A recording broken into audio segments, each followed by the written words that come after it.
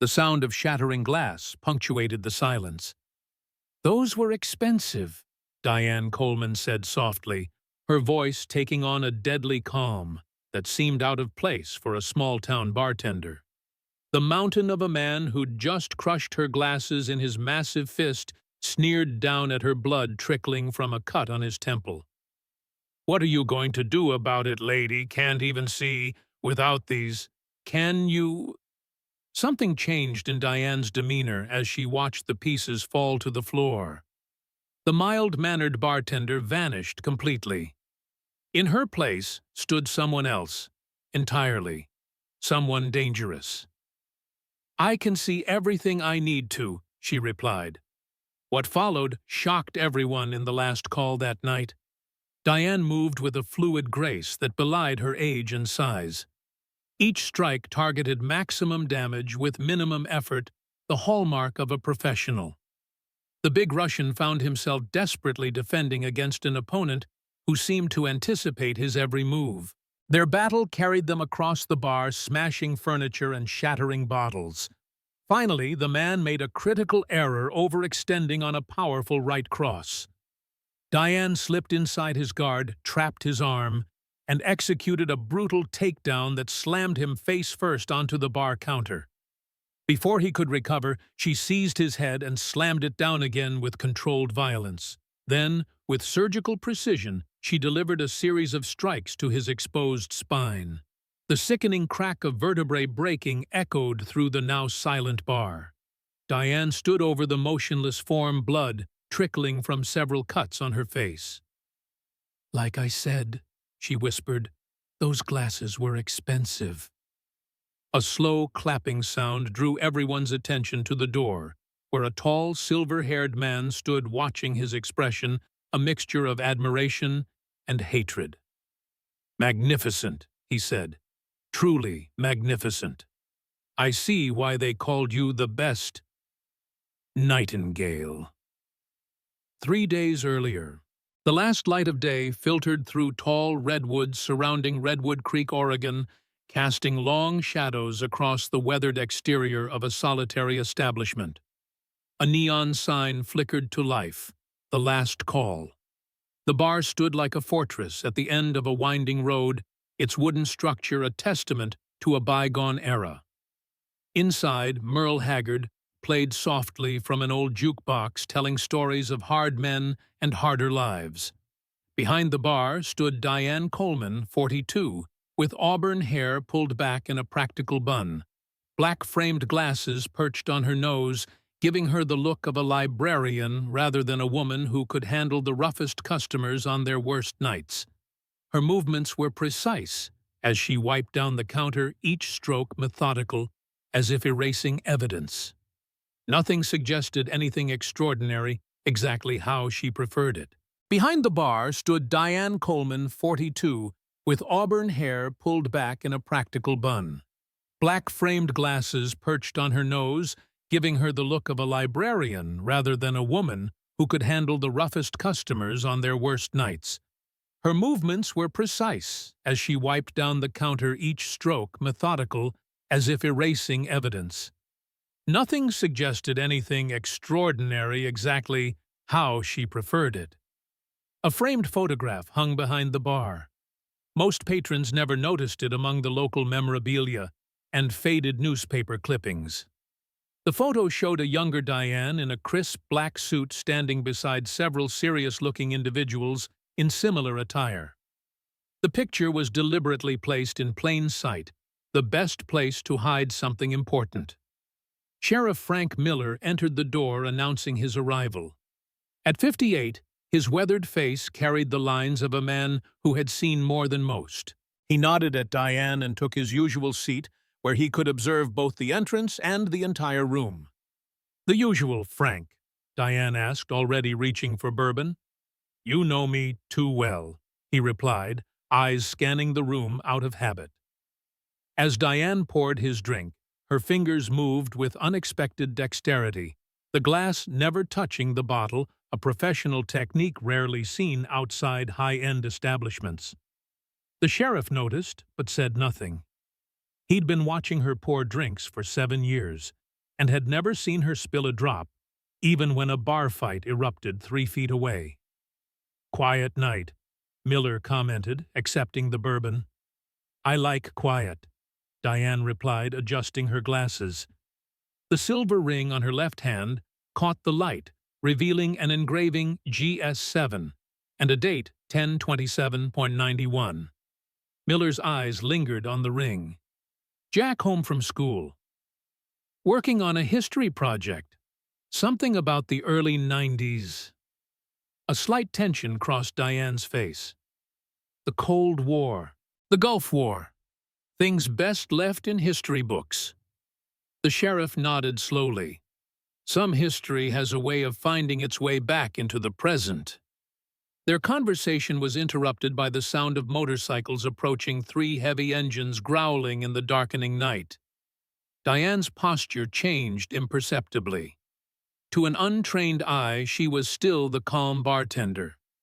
To Miller, she had shifted into something else entirely, a predator assessing a potential threat. 3 men entered leather jackets bearing the emblem of the Black Wolves motorcycle gang. The leader, a bearded giant with arms like tree trunks, surveyed the room with the confidence of someone used to inspiring fear. "What can I get you, gentlemen?" Diane asked, her voice neutral. "Whatever's on tap," the leader replied, sliding onto a bar stool. His eyes drifted to the photograph behind the bar, lingering just a moment too long. As Diane poured their beers, a bottle crashed to the floor. The sound of breaking glass triggered something in her, a momentary freeze, a flicker of alertness that disappeared as quickly as it came. Miller noticed her hands steady themselves, the practiced motion of someone controlling an instinctive response. After the bikers left, Miller approached the bar. "Black Wolves are moving into the area. Started showing up about a month ago. Word is they're interested in more than just passing through." "I've noticed," Diane replied, her voice equally low. 3 visits this week, always different men, always watching. They're linked to that development company that's been buying up property. Apex Development. Diane's fingers tightened almost imperceptibly around the glass she was cleaning. "The ones behind the resort project." Miller nodded. "Town meeting tomorrow night about it. Might want to attend." "I'll be there." She glanced at her watch. "It's getting late. I should call Jack." "Oh, Diane," he said, his voice carrying unexpected weight. "Be careful. These people, they aren't just businessmen and bikers." "I know," she replied, meeting his gaze directly. "Neither am I just a bartender." Jack Coleman sat at the kitchen table surrounded by books and printouts when Diane arrived home. At 16, he had her auburn hair but broader shoulders that hinted at the man he was becoming. His intense focus on the computer screen reminded her painfully of his father. "Find anything interesting?" she asked, setting down her bag. Jack looked up, excitement in his eyes. "Mom, did you know there was a secret military operation in these woods back in 1987, Operation Timberman? It was supposedly about monitoring Soviet activity off the coast, but get this." He turned the laptop to show her an old newspaper clipping. 3 people went missing during that operation. They were never found. Diane's expression remained neutral, but her heart rate increased. "Where did you find this?" "Library archives. Mrs. Holloway helped me access the old microfiche records. And there's more. In 1991, there was an incident at Crater Lake. The official story was a training accident, but some locals reported seeing unmarked helicopters and men in hazmat suits." "Jack," Diane said carefully, "be careful about conspiracy theories." "It's not a conspiracy theory if it actually happened," he countered. "And look at this." He pulled up another document. A declassified memo mentioning glass shield operations in the Pacific Northwest between 1987 and 1991. Diane's hand moved instinctively to her left ring finger, touching the engraved GS7. "What's glass shield?" she asked, her voice deliberately casual. "That's just it. I can't find anything definitive. But it seems like it was some joint CIA military unit. Super classified. Sounds like the plot of a Tom Clancy novel," she said, forcing a smile. "Anyway, it's late. You should wrap up." Jack sighed, recognizing the dismissal. "Fine, but I'm presenting this next week and I want it to be good." Later that night, after Jack had gone to bed, Diane sat alone in the kitchen, a glass of bourbon in front of her. She rarely drank, but tonight memories pressed too close to the surface. From her pocket, she removed a small photograph, creased and worn from years of handling. A man in military fatigues stood with his arm around a younger Diane, both smiling, despite the dust and grime covering their faces. The mountains of Kuwait rose in the background.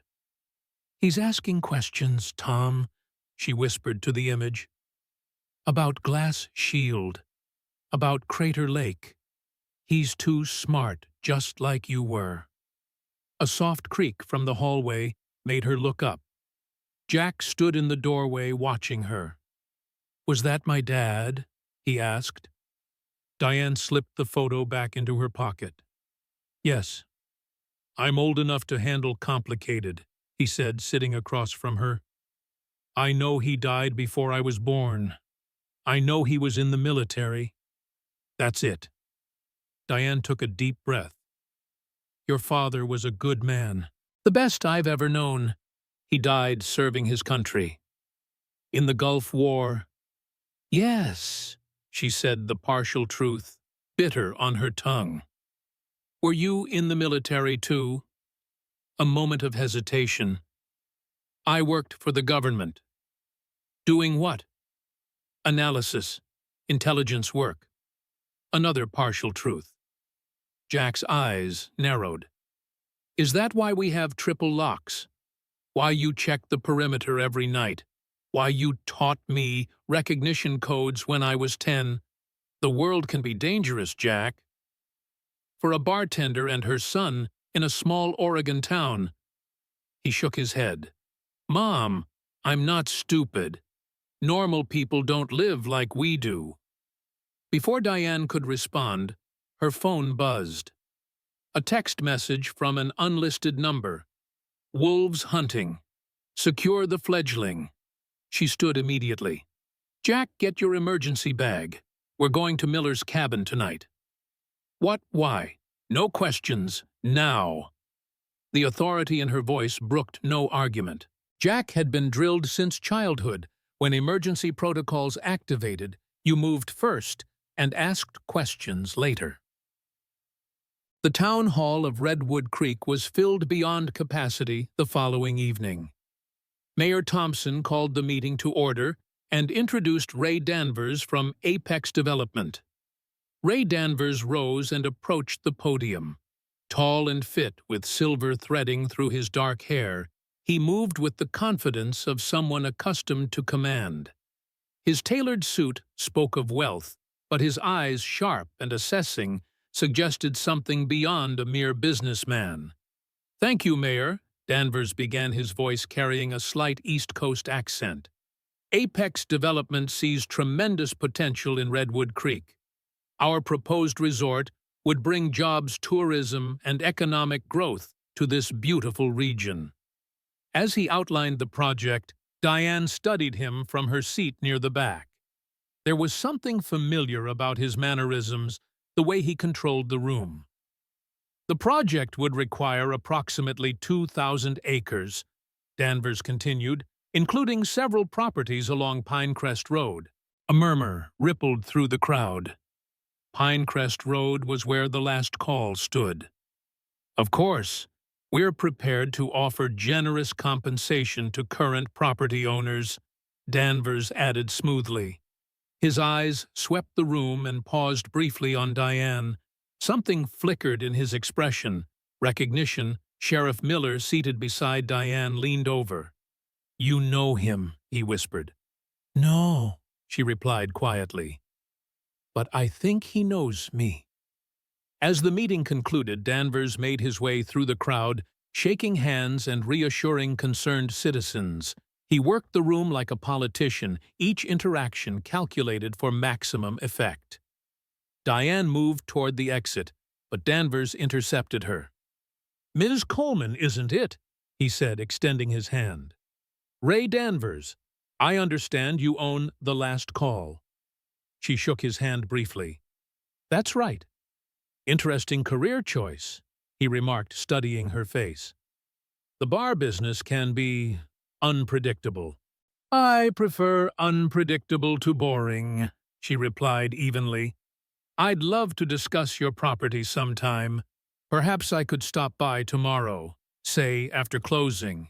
Before Diane could respond, Sheriff Miller appeared at her side. "Evening, Mr. Danvers," he said, his presence a deliberate buffer. Danvers's eyes narrowed slightly. "Sheriff, I was just introducing myself to Ms. Coleman." "I'm sure you were," Miller replied. "Diane Jack called, said he needs help with that project." The message was clear. Diane nodded. "I should go. Mr. Danvers, feel free to come by the bar sometime. We're open until midnight." Sheriff Miller's cabin sat deep in the forest, accessible only by a narrow dirt road that most locals didn't know existed. It was a fortress disguised as a rustic retreat, reinforced walls, bulletproof windows, and security systems far beyond standard law enforcement protocols. Miller met them at the door, shotgun in hand. "Secure inside," he said, ushering them in. "Perimeter alarms are active." Once inside, Jack watched in astonishment as his mother and the sheriff moved with practiced coordination, checking sightlines, securing entry points, and establishing defensive positions. "Will someone please tell me what's going on?" he demanded. Miller and Diane exchanged glances. Finally, Miller nodded. "Your mother and I," the sheriff began. "We weren't always who we are now." "Frank," Diane warned. "He deserves to know Diane, especially now." Miller turned to Jack. "I was a Navy SEAL, Lieutenant Special Operations, served in Desert Storm among other operations." "And my mom?" Jack asked, looking between them. Miller deferred to Diane with a glance. She sighed, removing her glasses and rubbing the bridge of her nose. Without them, her eyes appeared sharper, more focused, the eyes of someone accustomed to threat assessment. "I was part of a special unit," she said carefully. "Designated Glass Shield, Joint CIA military operations, primarily counterintelligence and asset protection." Jack stared at her, connecting the dots with the research he'd been doing. Glass Shield, the operations in the Pacific Northwest. The Crater Lake incident. "Yes," she confirmed. "I was there, your father, too. So he wasn't just military," Jack said, his voice trembling slightly. "He was, what? A spy. An operative," Diane corrected. "One of the best. We both were." Glass Shield was formed in 1987, Diane explained. The Cold War was winding down, but intelligence operations were actually intensifying. Both sides were scrambling to secure assets, technology, and information before the collapse. "I was recruited from the SEALs in '89, Miller added. Specialized infiltration and extraction. "Your father was recruited around the same time," Diane continued. "We met during training. He was Air Force Special Tactics. I was CIA Field Operations." "What exactly did Glass Shield do?" Jack asked. "Officially, we secured American interests against foreign intelligence threats. Unofficially, we did whatever was necessary to protect national security. Our job was to identify and neutralize threats," Miller continued. "The operation was centered right here in Redwood Creek. The town's logging industry provided perfect cover for Soviet agents to move around without raising suspicion." "And Crater Lake? What happened there?" Jack pressed. Diane's face darkened. By 1991, the Soviet Union was collapsing. Hardliners were desperate to maintain power. Some were willing to sell state secrets and technology to the highest bidder. We received intelligence about a Soviet scientist defecting with critical research, Miller explained. Something called Project Winterhawk. What was it? Jack asked. A tracking system, Diane said carefully. Advanced technology that could pinpoint the location of nuclear warheads based on their radiation signature. In the wrong hands, it could compromise the entire U.S. nuclear deterrent. Our mission was to extract the scientist and secure Winterhawk, Miller continued. The rendezvous point was Crater Lake remote, difficult to surveil multiple escape routes. What went wrong? Jack asked, sensing the tension in both adults. Diane's hand moved unconsciously to her shoulder, where an old wound ached with the memory. We were betrayed. Someone in our unit sold us out. The extraction turned into an ambush. Your father, Miller said gently. He saved the mission. Saved your mother, too. He created a diversion. Diane explained, her voice tight with controlled emotion. Drew enemy fire while I escaped with the scientist and Winterhawk. He was supposed to rendezvous with us at the secondary extraction point. He never made it, Jack concluded quietly. No, Diane confirmed. He didn't. Jack processed this revelation, connecting it to his fragmented understanding of his origins. So when you got pregnant with me, I already was, Diane said softly. I found out 2 weeks after the mission. Your father never knew he was going to be a dad. Miller refilled their glasses. After Crater Lake Glass Shield was officially disbanded, the Cold War was ending. Priorities shifted to the Middle East after Desert Storm.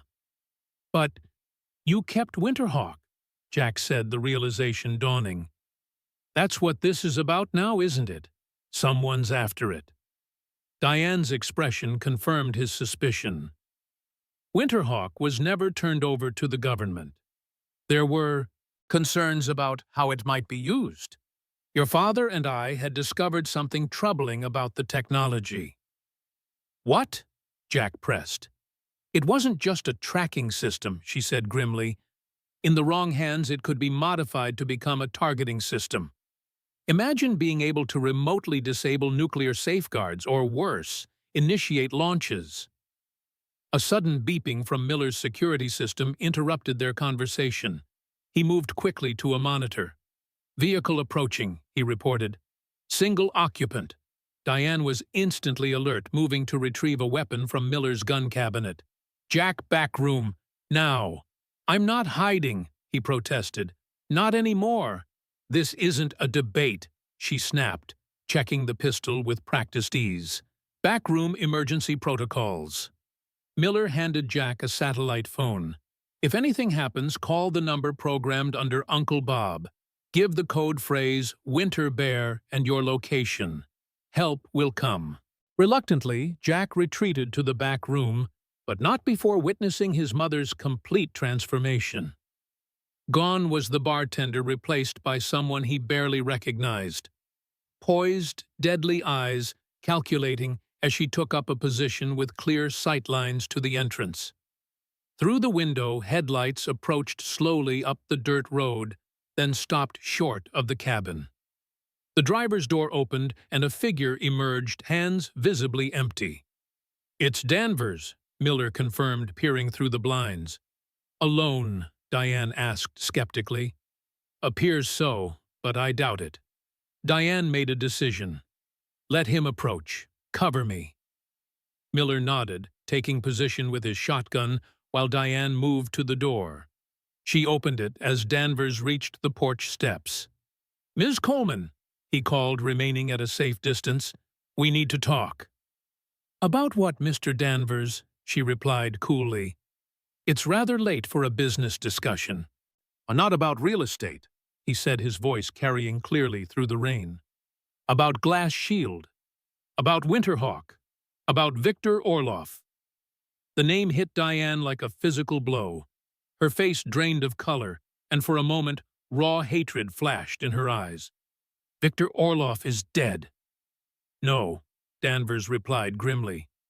He's very much alive. And he's here, in Redwood Creek. A moment of tense silence passed before Diane stepped back. Come inside. Slowly. As Danvers entered the cabin, Miller kept his shotgun trained on the man's chest. Danvers raised his hands slightly, showing he was unarmed. You can search me, he offered. Already did, Diane replied. Your walk from the car to the porch told me everything I need to know. You're carrying a sidearm under your left arm, probably a Glock 19. Backup piece on your ankle, likely a compact .380. You favor your right side, slightly old injury, and you're wearing body armor under that expensive shirt. Danvers smiled thinly. You haven't lost your touch, Nightingale. The use of her code name confirmed Diane's suspicions. Who are you really? Someone who knows exactly who you are. Diane Coleman? Or should I say Major Diana Constance, CIA Special Activities Division Glass Shield Operational Commander? In the back room, Jack pressed his ear against the door, absorbing this new revelation about his mother. You still haven't answered my question, Diane pressed. Danvers sighed. Special Agent Raymond Danvers, FBI, Counterintelligence Division. I was the liaison to Glass Shield during Operation Timberman. Diane's eyes widened slightly in recognition. You were younger then, less gray. Weren't we all? He replied with a humorless smile.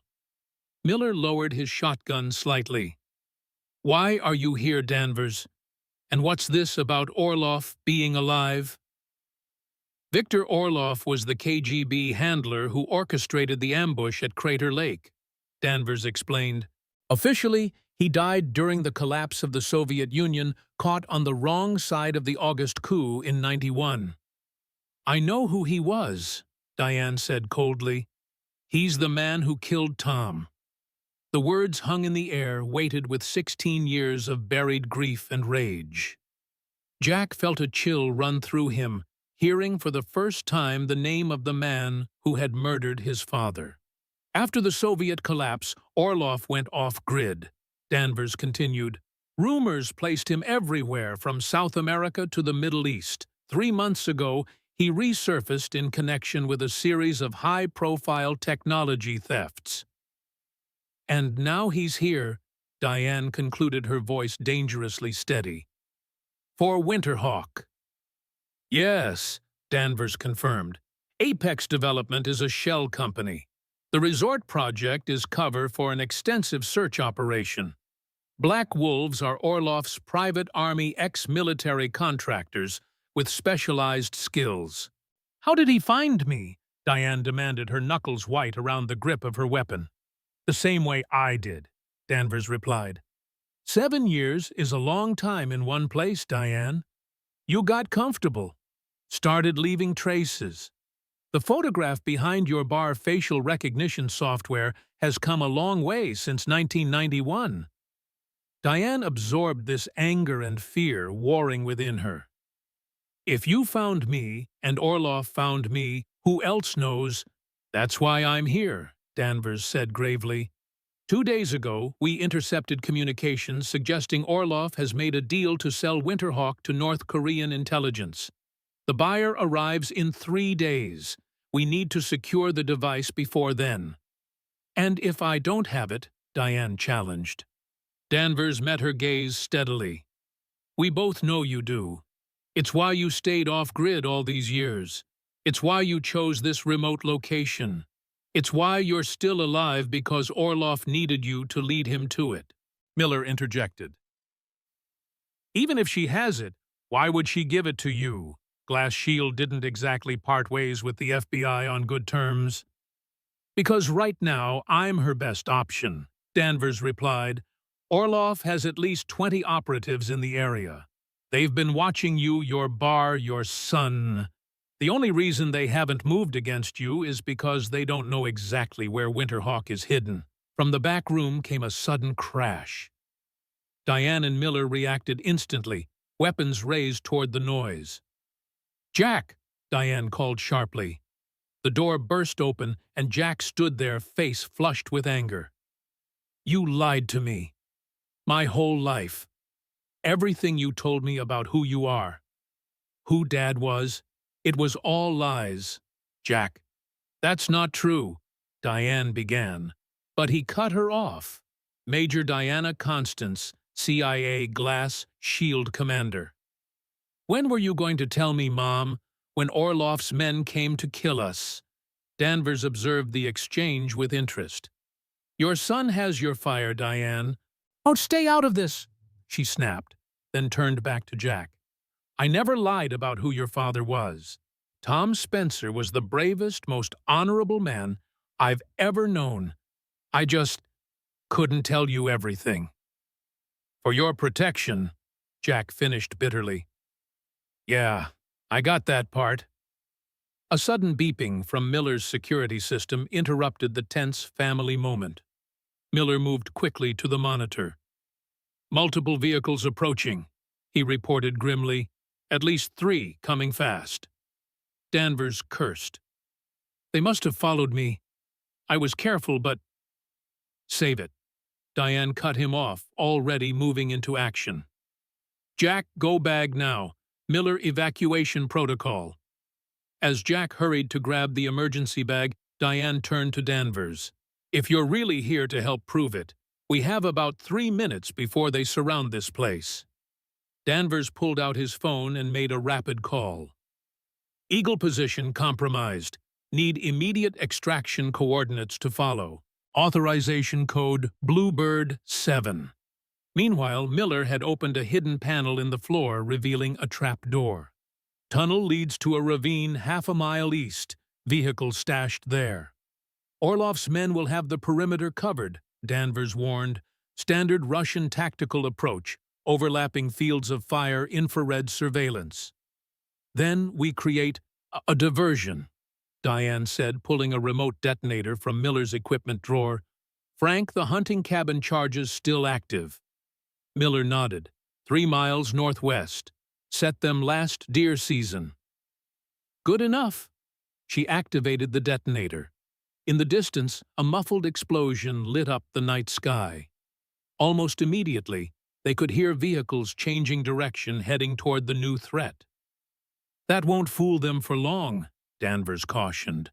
"It doesn't need to," Diane replied, checking her weapon one last time. "Jack, stay between Miller and me. Danvers, you take point. Any sign of betrayal, I'll put a bullet in you without hesitation." "Mom," Jack said quietly, "I need to know, is Winterhawk worth all this? Worth people dying over?" Diane met his gaze, her expression softening slightly.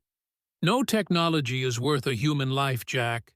But in the wrong hands, Winterhawk could cost millions of lives. That's why your father gave his life protecting it. That's why I've spent 16 years hiding it. And why Orloff wants it," Jack concluded, understanding dawning in his eyes. "Yes. Now stay close and do exactly as I say." They descended into the tunnel, Danvers leading with a tactical flashlight, Diane guarding the rear. As the trapdoor closed above them, sealing them in darkness, save for the narrow beam of light ahead, Jack realized his ordinary life had vanished as completely as the cabin above them. Alexei Volkov surveyed the empty cabin with cold fury. They had missed their targets by minutes. The tunnel entrance stood open, a clear invitation to follow, or a trap. "Sir," one of his men reported, "we found these." He held up a pair of black-framed glasses. "In the tunnel." Volkov took them, a smile slowly spreading across his face. "She's getting sloppy. Age catches up to everyone, even legends." He activated his radio. "Mr. Orloff targets have fled underground. Permission to pursue." The response came immediately. No. Return to base. I know exactly where she's going. Sir. The bar, Alexei. She'll go back to her bar. That's where Winterhawk has been all along. Sir. The jeep emerged from the forest onto a back road that would eventually lead to Redwood Creek. In the distance, the lights of the small town glowed dimly through the rain. Somewhere in that cluster of buildings was the last call, and a confrontation 16 years in the making. As they approached the outskirts of town, Diane turned to Jack, her expression softening briefly. Whatever happens next, remember, your father was a hero. And everything I've done, every lie, every move was to protect you and his legacy. I know, Jack replied, surprising himself with the certainty in his voice. I think I've always known. Diane squeezed his hand briefly, then her expression hardened again as she turned to Miller and Danvers. We have one shot at this. Let's make it count. The last call stood dark and silent when they arrived approaching from the back alley to avoid being seen from the main road. Diane led them to a service entrance, unlocking it with a key hidden in a seemingly solid brick. Security system? Danvers asked in a whisper. Already disabled remotely? She replied. I have protocols in place. They entered the darkened bar, moving silently through the familiar space that now seemed alien in the context of their situation. Diane led them directly to the storage room and the hidden door behind the liquor boxes. Jack, you've never seen this room, she said as she entered the code on the keypad. It's time you did. The door swung open, revealing the command center Diane had maintained for years. Jack stared in amazement at the surveillance equipment, weapons, and communications technology hidden behind the facade of a simple bar. This was here the whole time, he asked incredulously. Since we moved in, Diane confirmed, moving immediately to the computer system. Miller perimeter security. Danvers watched the front. As they took their positions, Diane accessed the computer fingers flying across the keyboard. Servers still secure. No breach attempts. Can you extract the data? Danvers asked, peering through blinds at the empty street outside. Working on it, she replied. Jack, there's a metal case in that cabinet. Bring it here. Jack retrieved a reinforced aluminum case which Diane opened with her thumbprint. Inside was a slot clearly designed for a specific device. Winterhawk, Jack asked. It's home, Diane confirmed, continuing to work at the computer. The actual device is elsewhere. Where? Danvers asked sharply. Diane gave him a cold look. Need to know, Agent Danvers. And right now, you don't. Before Danvers could respond, Miller hissed from his position. Vehicle approaching. No lights. Everyone tensed. Diane finished her work on the computer, extracting a small drive and securing it in a hidden pocket. Time to move, she said. Back exit, now. Wait, Jack said suddenly. If they're coming here looking for Winterhawk, why don't we set a trap? Use the bar itself. Diane looked at her son with new appreciation. What did you have in mind? You've always said the best place to hide something is in plain sight, Jack continued. What if we make them think Winterhawk is here, but it's actually a decoy? A slow smile spread across Diane's face, a predator's smile that transformed her features. Like father, like son, she murmured. Miller, we'll need your demolition expertise. Already thinking the same thing, the sheriff replied, opening a equipment bag he'd brought from the cabin. They worked quickly, preparing the bar for unwelcome visitors. Diane retrieved hidden weapons from various caches throughout the building, arming herself and offering extras to Miller and Danvers. Jack, you'll exit through the cellar, she instructed. There's a passage that leads to the old storm drain. Follow it north for half a mile, then surface. I'm not leaving, Jack insisted. This is my fight, too. Jack, Mom, I'm 16, not 6, he said, echoing his words from earlier. Dad died protecting Winterhawk. I'm not running while you risk your life for the same thing. Diane recognized the determination in his eyes, Tom's determination. Fine, but you stay in the command room, monitor the cameras, and communicate through these. She handed him an earpiece. No heroics. As they completed preparations, Miller reported, 3 vehicles now, surrounding the building. Right on schedule, Diane said grimly. She turned to Danvers. Last chance to prove which side you're on, Agent. Danvers checked his weapon. I've spent 15 years tracking Orloff. I'm not walking away now. Good, she replied. Because here they come. Outside, car doors opened and closed quietly. Shadows moved across the exterior cameras, converging on the bar from multiple directions. Professionals well coordinated, armed with military-grade weapons. In the command room, Jack watched the monitors with growing tension. Mom, I count 15 hostiles. Tactical formation. Through his earpiece, Diane's voice came calm and steady. Remember what I told you about asymmetric warfare? Jack, numbers don't matter when you control the battlefield. On the main floor, Diane took position behind the bar, the familiar territory now transformed into a defensive position.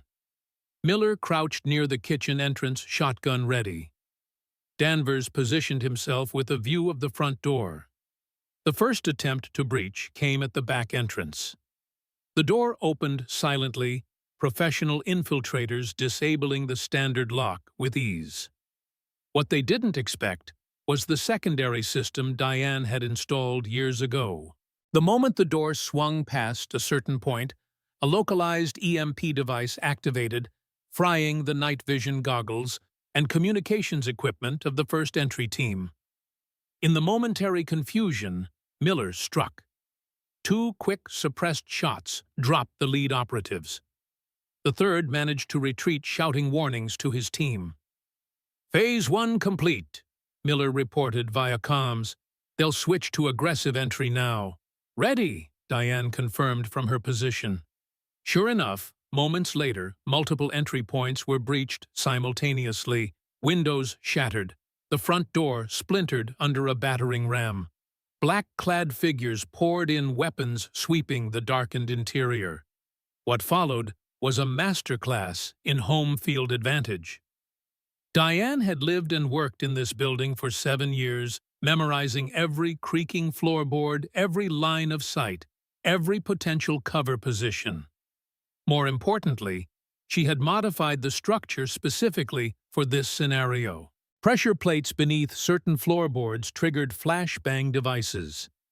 Narrow UV lights invisible to the naked eye but blinding through night vision equipment, activated strategically. The sprinkler system, modified to disperse a fine mist of CS gas mixed with water, created a disorienting environment for the intruders. In the chaos, Diane moved like a ghost. Her first target never saw her coming, a swift strike to the throat, followed by a disarm maneuver that left him unconscious and her with an additional weapon. Her second and third fell similarly, victims of an operative who had once been legendary for close-quarters combat. Miller and Danvers engaged with disciplined fire, creating crossfire zones that funneled the intruders into predetermined killing zones. It was a brutal, efficient defense that spoke to years of training and experience. In the command room, Jack watched in awe and horror as his mother, the woman who had packed his lunches and taught him to ride a bike, systematically dismantled a professional hit team. Through it all, Diane waited for the one face she hadn't yet seen: Victor Orloff himself, the man responsible for Tom's death, the shadow that had haunted her for 16 years. The attack faltered as the intruders realized they had walked into a carefully orchestrated trap.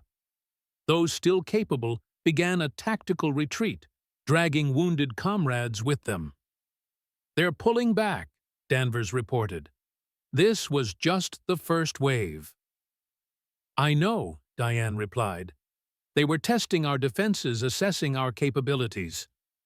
Impressive showing, came a new voice from the front entrance. A tall figure stood silhouetted against the dim light from outside, apparently unconcerned about presenting himself as a target. Diane's blood ran cold. She knew that voice, cultured, slightly accented, utterly devoid of humanity. Orloff, she said flatly, raising her weapon. Major Constance, he replied, stepping further into the bar. Or do you prefer Diane Coleman these days, the simple bartender living her quiet life in a forgotten town? Victor Orloff had aged well for a man presumed dead for over a decade. Tall and lean, with silver hair and the bearing of an aristocrat, he moved with the confidence of someone accustomed to power. His eyes, however, revealed his true nature, cold, calculating, utterly remorseless. You're trespassing, Diane said evenly, keeping him in her sights. Bars closed. Orloff smiled thinly. After all these years, still the same nightingale. Tell me, did you ever mourn Captain Spencer, or did you simply move on to the next mission? The mention of Tom's rank and name details that only someone intimately familiar with Glass Shield would know sent a surge of rage through Diane that she barely contained. Her finger tightened almost imperceptibly on the trigger. "What do you want, Victor?" she asked, though she already knew the answer. "Don't insult my intelligence," he replied. Winterhawk, the culmination of Project Svarog, the most significant quantum leap in weapons technology since the Manhattan Project. Winterhawk was never meant to be a weapon, Diane countered. It was designed as a verification system for arms control agreements. Orloff laughed softly. Is that what Kharkov told you before he died? How noble, how utterly false. Svarog was always a weapons program disguised as arms control technology. The perfect Trojan horse. You're stalling, she observed. Waiting for reinforcements or something else. Orloff smiled again. Perceptive as ever, but not quite accurate. A new voice joined the conversation, one that sent a chill down Diane's spine. He's waiting for me, said Ray Danvers, stepping out from behind the bar with his weapon trained on Diane. The betrayal, while not entirely unexpected, still stung. Diane kept her expression neutral even as her tactical assessment of the situation plummeted from difficult to nearly impossible. Agent Danvers, she acknowledged coldly. Or should I say, Agent Double Danvers had the grace to look slightly uncomfortable. It's complicated, Diane. It always is with traitors, she replied. Not treason, he corrected. Pragmatism. The world changed after 9/11. New enemies, new alliances. Orloff has resources intelligence that's been valuable to certain operations. And in exchange, you helped him track me down, Diane concluded. How long have you been working together? 5 years, Orloff answered for him. Agent Danvers approached me in Dubai with an interesting proposition. He needed access to my networks in Central Asia. I needed information about former Glass Shield operatives. Miller, still hidden in his position, maintained radio silence. In the command center, Jack watched the betrayal unfold, his hand hovering over the emergency protocols Diane had shown him earlier. Where is the device, Diane? Danvers asked, his tone almost apologetic. It doesn't have to end badly. Just give us Winterhawk and you and your son can disappear again. New identities, new location, I can arrange it all. My son, Diane repeated, a dangerous edge entering her voice. You dare mention my son after this betrayal? It's a generous offer, Orloff interjected smoothly. One I've endorsed personally. You have my word, no harm will come to either of you. The word of the man who murdered Tom Spencer, Diane said flatly. Forgive me if I don't find that reassuring. Orloff sighed theatrically. Captain Spencer's death was regrettable but necessary. He chose his side as we all must. Enough reminiscing, Orloff finally said. The Winterhawk device, Major, now. Or what? Diane challenged. Orloff smiled coldly. Or I send my men to find young Jack. I believe he's monitoring us right now, isn't he? In your little command center behind the storage room. Jack froze at the mention of his name, a chill running down his spine. Diane's expression didn't change, but her grip on her weapon tightened. You touch my son, and there won't be a place on this earth where you can hide from me. Such devotion, Orloff remarked. Captain Spencer would be proud. Tell me, does the boy know how his father really died? How he begged for his life at the end? Tom Spencer never begged for anything in his life. Diane replied, her voice deadly quiet. Perhaps not, Orloff conceded. But he did scream, quite impressively, actually. It was a calculated provocation designed to make Diane lose control. Instead, she smiled a cold, predatory expression that momentarily unsettled both men. You know what your mistake was, Victor. You left witnesses. The research team wasn't entirely civilian. One of them was glass shield deep cover, unknown even to most of the unit. They saw everything recorded, everything, including your face when you personally executed Tom. Outside, the unmistakable sound of helicopter rotors grew louder. Floodlights suddenly illuminated the street, and amplified voices ordered everyone to exit the building with hands visible. Orloff's expression hardened. This isn't over, Nightingale. For tonight it is, she replied. In a blur of movement, Orloff drew a concealed weapon and fired at Diane. She was already moving, diving behind the bar as bullets splintered wood where she had stood seconds before. Chaos erupted. Miller opened fire from his position, forcing Orloff and his man to seek cover. Danvers, caught in the crossfire, retreated toward the back exit. One of Orloff's men burst through the side door, the massive Alexei Volkov that Diane had recognized from previous bar visits. He aimed directly at Miller, forcing the sheriff to duck for cover. In the command room, Jack watched in horror as Volkov advanced toward the bar where his mother had taken position. Without thinking, he activated the intercom. Mom, 3 o'clock, big guy coming. Diane heard her son's warning and shifted position, but Volkov had already spotted her. He fired twice, forcing her deeper behind the bar. The great Nightingale, he taunted, moving closer. Hiding behind a bar. How the mighty have fallen. From her position, Diane could see Miller pinned down by crossfire, unable to help. Danvers was nowhere in sight, likely escaped through the back. She was on her own against Volkov. The big Russian reached the bar and vaulted over it, expecting to catch Diane cowering in the corner. Instead, he found an empty space and then felt cold steel against his neck as she emerged from beneath the bar. "Hello, Alexei," she said calmly. He reacted with surprising speed for his size, knocking her weapon aside and delivering a powerful backhand that sent her staggering. He followed with a flurry of strikes that would have overwhelmed a lesser opponent. Diane countered using his momentum against him, but Volkov was good, very good. He managed to land a crushing blow to her ribs, driving the air from her lungs. A second strike sent her crashing into the shelves behind the bar, shattering bottles and glasses. "You've gotten old," he taunted, reaching into his pocket and pulling out her glasses, the ones he'd found at Miller's cabin. He crushed them in his fist, letting the pieces fall to the floor. "And now you can't even see." Something changed in Diane's demeanor as she watched her glasses being destroyed. The bartender vanished completely.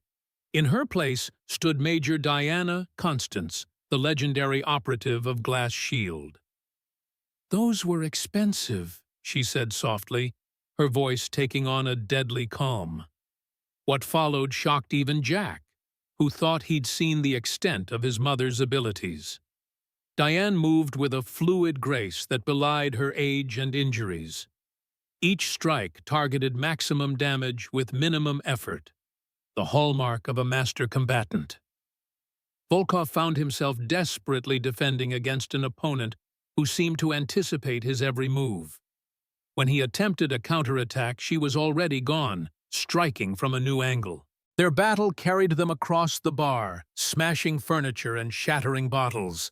Finally, Volkov made a critical error overextending on a powerful right cross. Diane slipped inside his guard, trapped his arm, and executed a brutal takedown that slammed him face first onto the bar counter. Before he could recover, she seized his head and slammed it down again with controlled violence.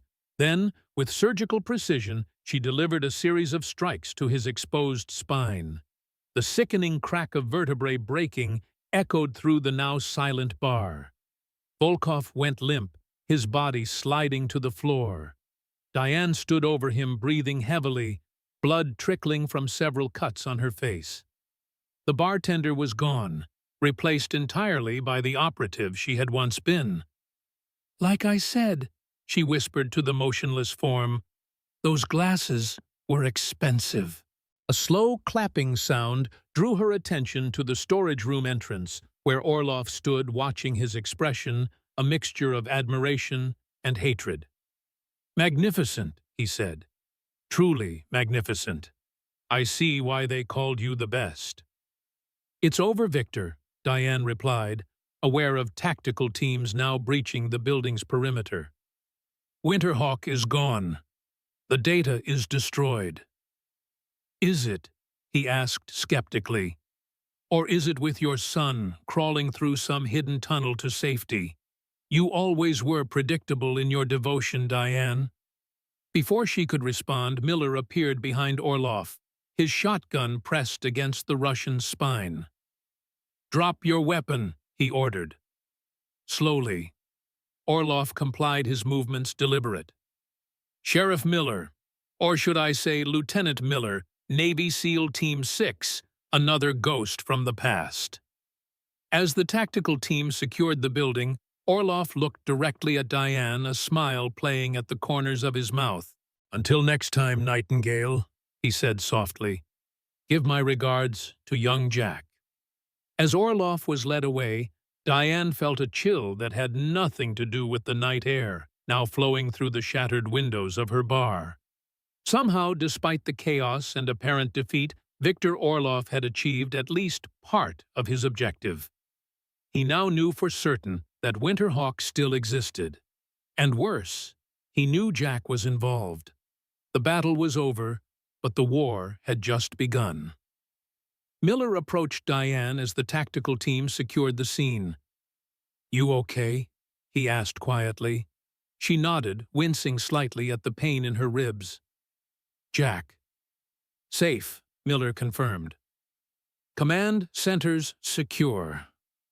Relief washed over her, momentarily replacing the adrenaline that had sustained her through the fight. "Danvers, gone," Miller replied grimly. "Slipped out during the chaos." And as dawn began to break over Redwood Creek, light filtered through the shattered windows of the last call, illuminating the destruction within. Amid the debris, a tactical team leader approached Diane. "Miss Coleman," he said, "there's someone here who'd like to speak with you." Diane turned to see a man in a well-tailored suit standing in the doorway. Though they had never met, she recognized him immediately from intelligence briefings years ago. "Deputy Director Reynolds," she acknowledged. "You're a long way from Langley." "Major Constance," he replied, using her former title.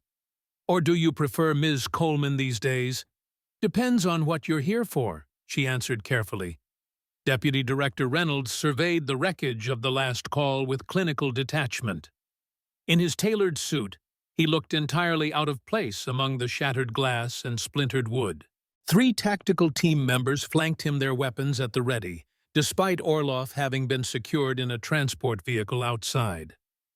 "You've made quite a mess, Major," Reynolds observed. "I didn't start this fight," Diane replied, her voice steady despite the fatigue and pain setting in. And I'm not a major anymore. Haven't been for 16 years. Reynolds smiled thinly. The agency never quite saw it that way. Officially, you've been on deep cover assignment all this time. Convenient fiction, Diane said, wiping blood from a cut on her cheek. What do you want, Reynolds? Same thing everyone seems to want tonight.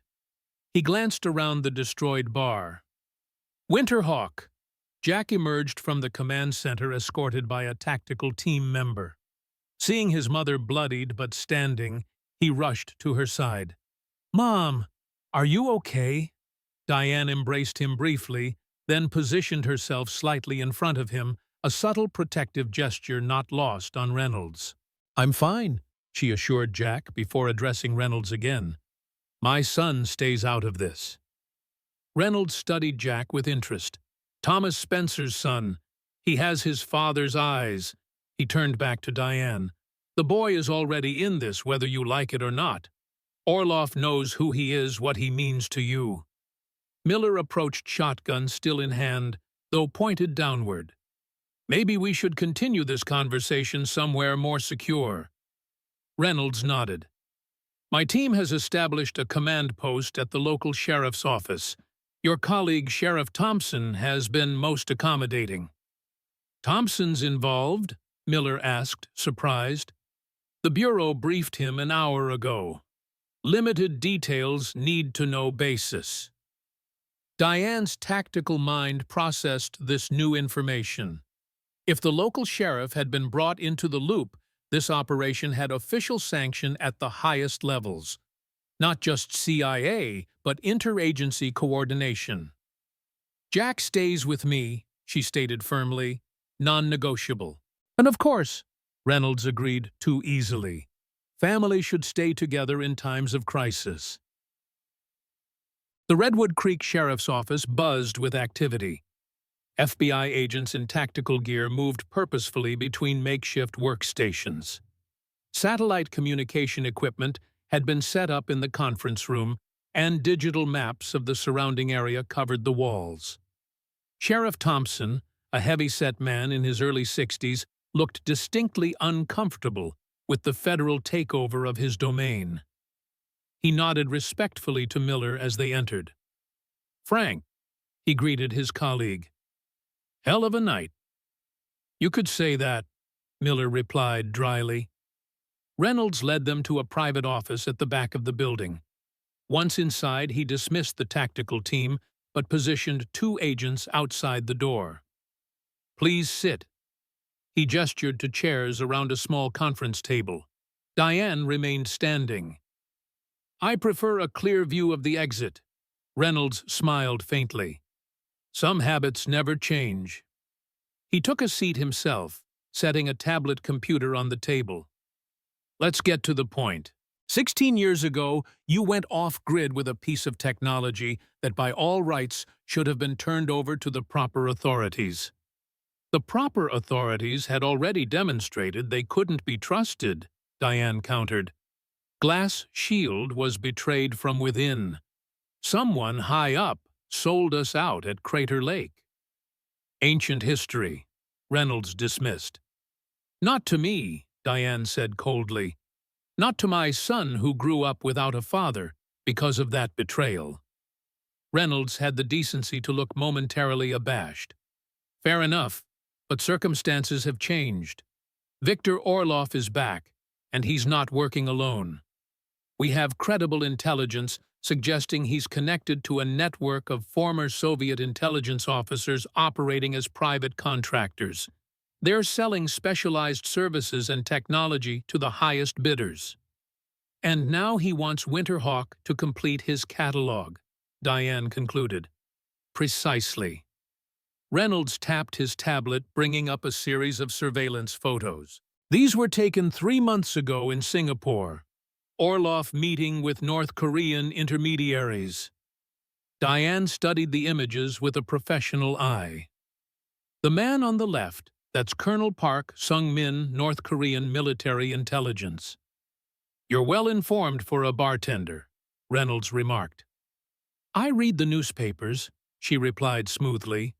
Reynolds continued, 2 weeks ago we intercepted communications indicating a deal had been struck. 15 million for winter gear, their code for Winter Hawk. The buyer arrives in Portland in approximately 48 hours. And you want me to hand over Winter Hawk so you can, set up a sting operation? Diane asked skeptically. Initially, yes, Reynolds admitted. But given tonight's events, we've had to adapt. Orloff is in custody, but his network remains active. Agent Danvers is still at large, and we believe he has direct communication with Orloff's buyers. Danvers? Diane practically spat the name. He was working with Orloff all along. We don't know when he was turned, Reynolds said. But his betrayal compromises several ongoing operations. He knows too much, protocols, safe houses, active agents in the field. Jack had been silent, absorbing everything with the keen intelligence he'd inherited from both parents. Now he spoke up. Why do you need my mom?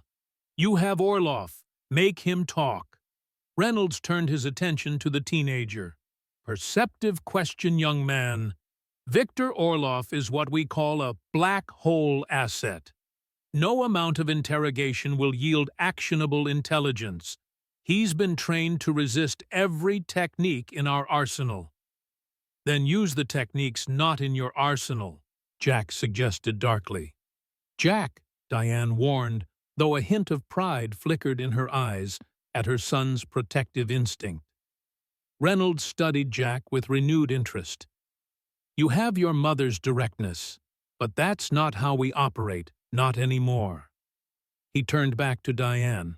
We need Winterhawk as bait. We need to draw out Danvers and the North Korean buyers, complete the transaction under controlled conditions, then roll up the entire network. Using my family as bait, Diane translated. Not happening. You misunderstand, Reynolds countered. We're not asking you to be bait. We're offering protection. Orloff's men will be hunting you now. They know about Jack. They'll use him to get to you and through you to Winterhawk. Miller, who had been listening silently, interjected, What exactly are you proposing, Director? Full protective custody, new identities, relocation, the works. In exchange for Winterhawk and your cooperation in the operation to capture Danvers and the buyers. Diane laughed without humor. I've been hiding from people like you for 16 years. What makes you think I need your protection now? Because of what happened tonight, Reynolds said simply. Your cover is blown. The quiet life you built here is over. You can run again, start over somewhere new. But Orloff's network will find you eventually. And next time, they might get to Jack first. The implicit threat hung in the air.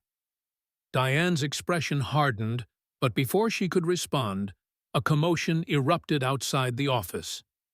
Raised voices followed by the sound of a scuffle. The door burst open, and a tactical team leader appeared looking agitated. Sir, we have a situation. Orloff's transport has been attacked. He's gone. Reynolds was on his feet instantly. When? Where? 2 miles south of town. Professional hit thermite charges on the engine block, precision fire to disable the escort vehicles. No survivors among the transport team. Diane moved immediately to Jack, positioning herself between him and the door. This facility is compromised. We need to move now. Reynolds was already barking orders into his radio. Full lockdown. I want air support roadblocks on every route out of town. And get me satellite coverage of the area. Turning to Diane, his expression grave. This changes things. Orloff is loose, and he knows you're here. Which is exactly why we're leaving, Diane replied, her mind already calculating escape routes. You can't outrun this Major, Reynolds insisted. Not with your son. Let us help you. For the first time, uncertainty flickered across Diane's face. She glanced at Jack, then at Miller. The stakes had changed dramatically in the span of seconds. "Mom," Jack said quietly, "what do we do?" Before she could answer, the lights went out, plunging the sheriff's office into darkness. Emergency lighting kicked on seconds later, bathing everything in an eerie red glow. "Power cut," Miller observed grimly. "They're coming." Reynolds drew his sidearm. "Defensive positions. Alpha team secure the perimeter. Bravo team escort package to the fallback position." "No," Diane countermanded. "Your fallback position is probably already compromised. Danvers knows all your protocols." She turned to Miller. "The old logging camp." Miller nodded. "Accessible only by the fire service road. Defensible." "We'll take my Jeep," Diane decided. "Jack stays with me." Reynolds looked like he wanted to argue, but thought better of it. "Take Davis and Wong with you," he said, indicating two of his tactical team members. "I'll coordinate the defense here. Buy you some time." Diane hesitated, then nodded curtly. She recognized the tactical necessity, even if she didn't fully trust Reynolds. "If you survive this, meet us at the camp in 3 hours. Come alone, or don't come at all." As they prepared to move out, Jack pulled his mother aside. "Mom, what about Winterhawk? If it's not at the bar, and not with us—" "Don't worry about that now," she whispered. "One crisis at a time." The sound of gunfire erupted from the front of the building. Reynolds's radio crackled to life. "Contact, front, multiple hostiles, heavy weapons." "Go," Reynolds urged. "We'll hold them here." Diane, Jack Miller, and the two agents moved quickly toward the rear exit. As they reached the door, Diane paused, looking back at Reynolds. "Deputy Director," she called, "if you make it out of this, we need to have a serious conversation about who really betrayed Glass Shield 16 years ago." Something flashed across Reynolds's face, too quick to identify, but it set off warning bells in Diane's mind. Before she could analyze it further, more gunfire erupted closer this time, and Miller pulled her through the door. The old logging camp sat nestled in a valley 3 miles from the nearest paved road. Abandoned decades ago when the timber company went bankrupt, its weathered buildings had been reclaimed by forest over the years. Only the main lodge and a few outbuildings remained relatively intact, their exteriors camouflaged by creeping vines and moss. Miller's Jeep bounced along the overgrown fire service road, headlights off, navigating by moonlight. Behind them, the glow of Redwood Creek was occasionally punctuated by flashes of light, continuing conflict in the town they'd left behind. "You think Reynolds will make it?" Miller asked as they approached the camp. "Doesn't matter," Diane replied tersely. "We can't wait for the cavalry on this one." They parked the Jeep in a dilapidated equipment shed, concealing it from aerial observation. The two CIA agents, Davis and Wong, immediately began securing the perimeter, while Miller led Diane and Jack to the main lodge. Inside the building was surprisingly well maintained. What appeared abandoned from the outside revealed itself to be a fully equipped safe house. Generator power, communications equipment, supplies, everything needed for an emergency situation. "You've been busy," Diane observed, taking in the preparations. "After you moved to town, I figured it was only a matter of time before the past caught up," Miller explained. "I've been setting this place up for years, off the books, off the grid." Jack explored the space with curiosity. "This is like something out of a spy movie." "Life imitating art," Miller remarked dryly. He moved to a cabinet and removed several weapons, offering one to Diane. "Still prefer the SIG." She accepted the P-226 with a nod of appreciation. "Some things don't change." While Miller briefed the CIA agents on the camp's defenses, Diane pulled Jack aside. "I need you to listen carefully," she began, her voice low and intense. "Things are going to get worse before they get better. I need to know you can handle yourself, if we get separated. Jack straightened, meeting her gaze directly. I can handle it, Mom. You've been training me my whole life, even if I didn't know that's what you were doing. Pride mingled with regret in Diane's eyes. You're right. And I'm sorry for the secrets, for not telling you who your father really was, who I really was. I understand why you did it, Jack said, surprising her. You were protecting me. But I'm not a kid anymore, Mom. I need to know everything if I'm going to help. Diane studied her son's face so much like Tom's, it sometimes hurt to look at him. But the determination in his eyes was all her own. All right, she decided. No more secrets. Winterhawk isn't just a tracking system for nuclear weapons. It's a key, a digital key that can potentially access any nuclear launch system in the world. The Soviets designed it as the ultimate fail-safe, or the ultimate weapon, depending on how you look at it. Jack's eyes widened. So it could theoretically launch nuclear missiles, or prevent their launch, Diane clarified. That's what made it so valuable. Kharkov, the scientist who defected, believed it could be used to ensure mutual disarmament, a tool to enforce peace. But in the wrong hands. In the wrong hands, it's Armageddon in a thumb drive, she confirmed grimly. Where is it now? Jack asked. Diane glanced toward the door, ensuring they weren't overheard. The physical device is hidden, but the activation codes, the algorithms that make it work, those are encrypted and stored in multiple locations. One part was at the bar on the server. Another part.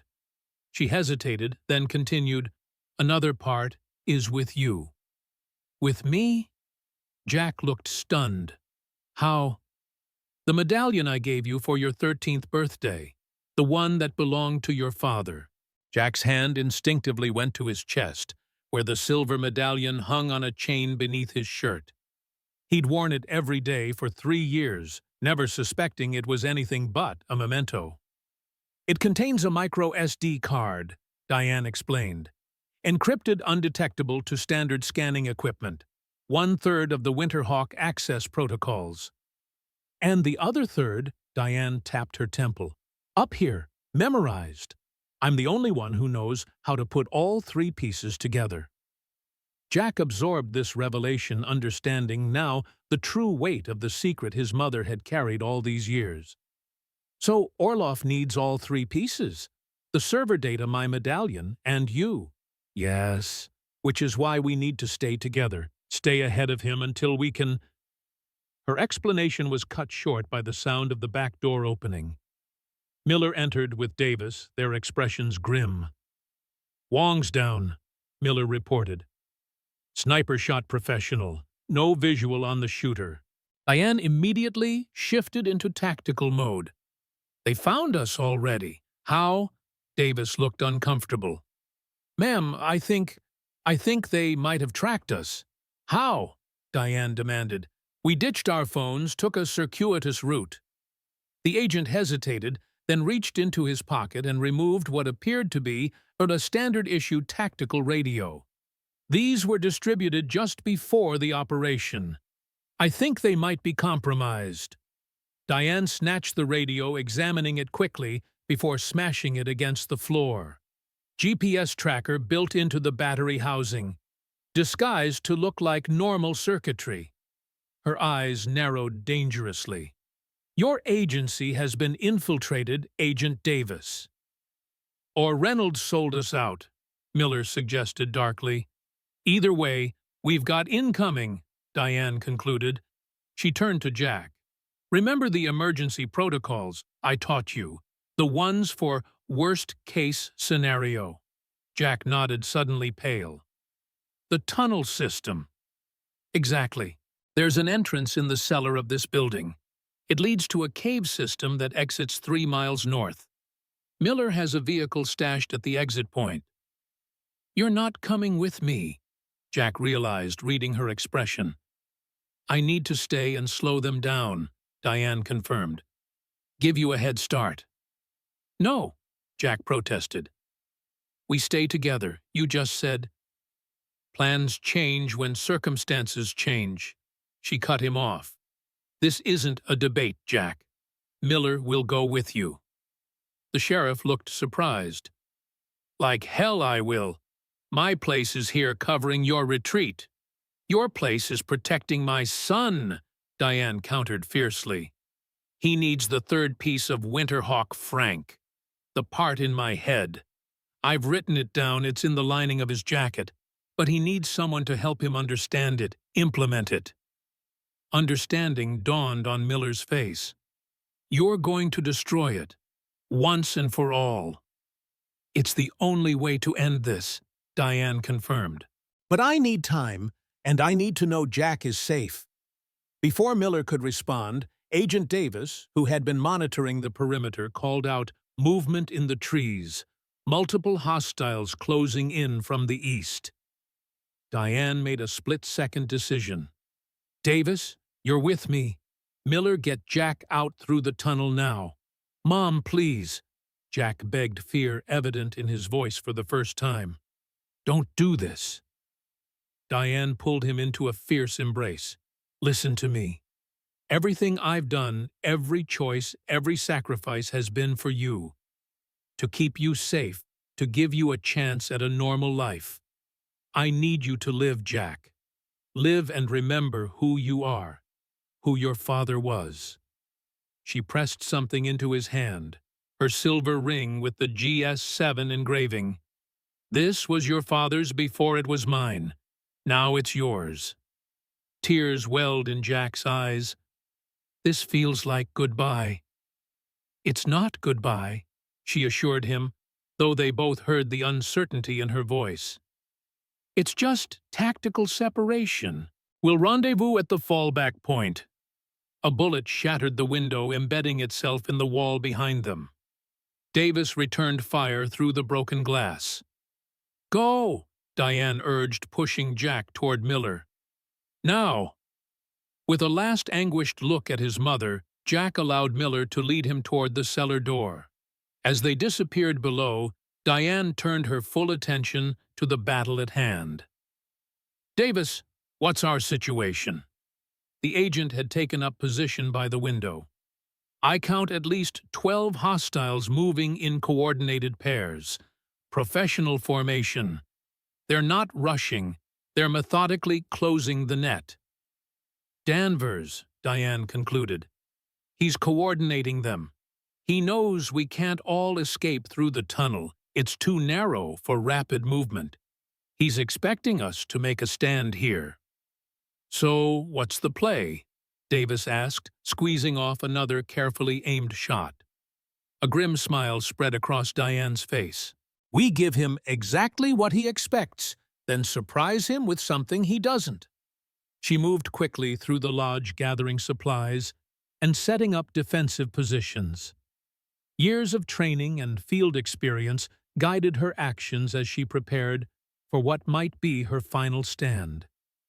"I need you to hold this position for exactly 10 minutes, she instructed Davis.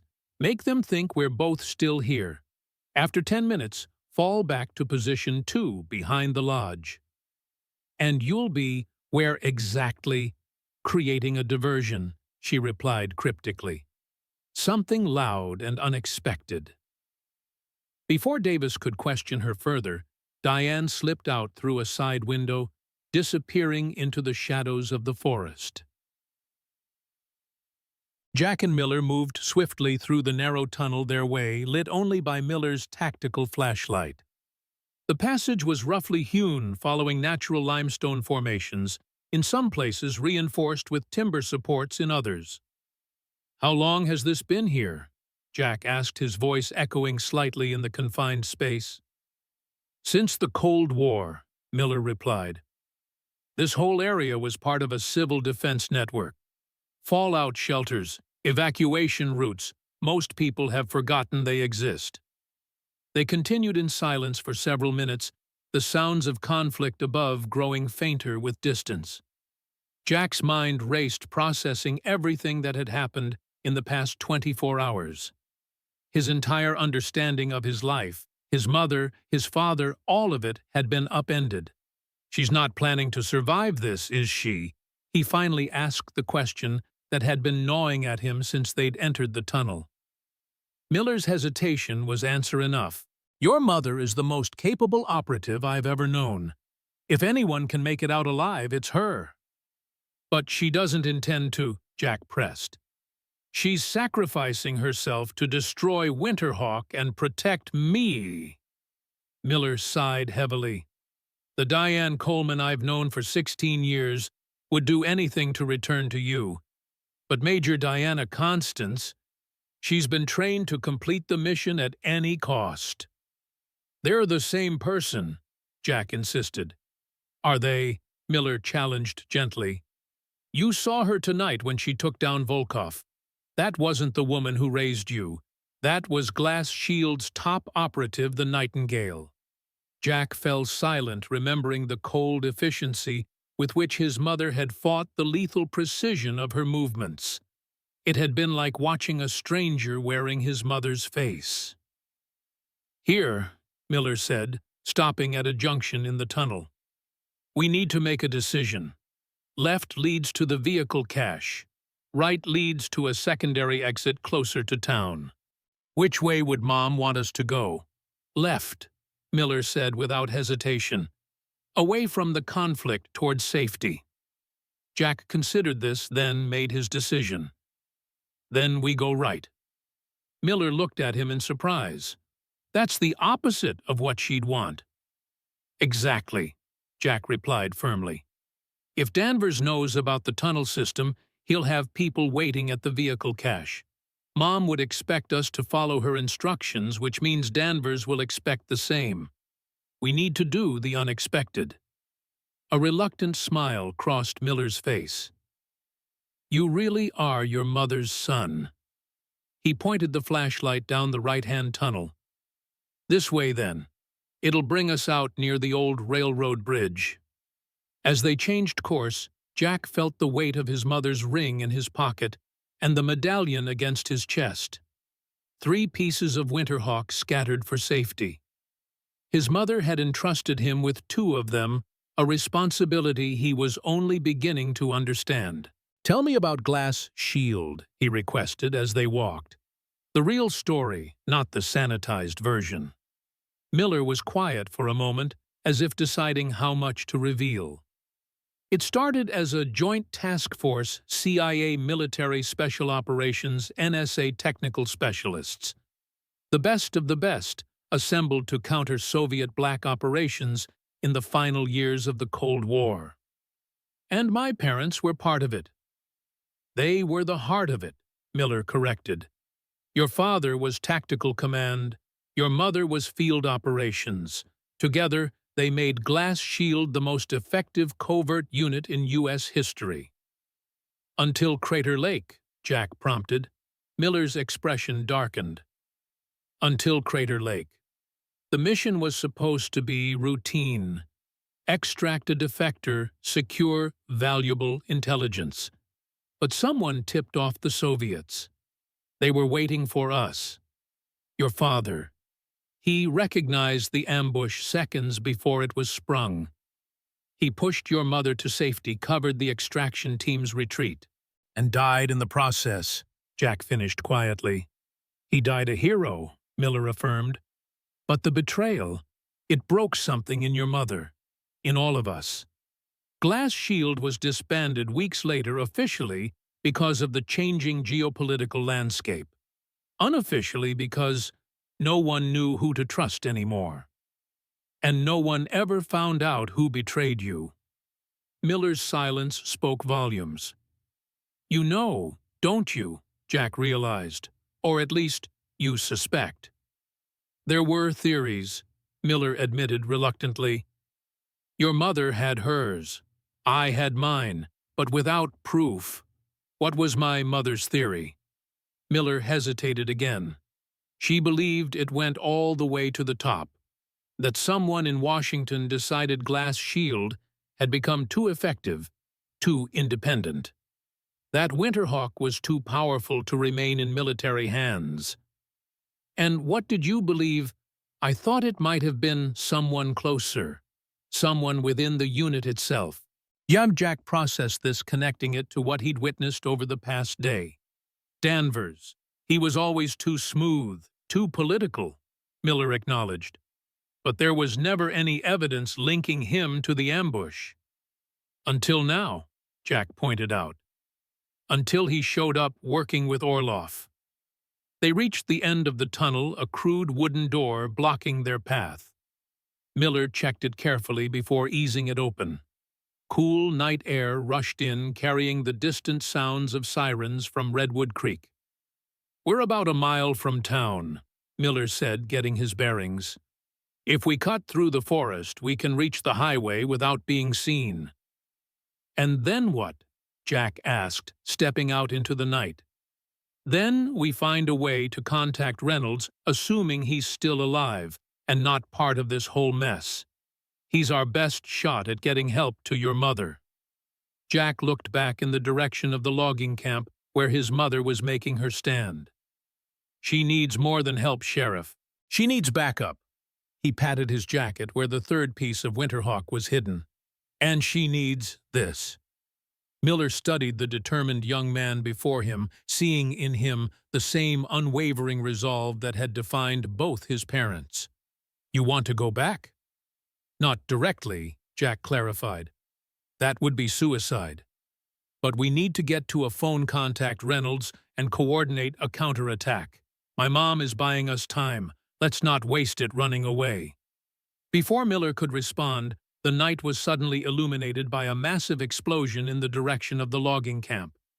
A fireball rose above the tree line, followed seconds later by the concussive sound of the blast. "Mom!"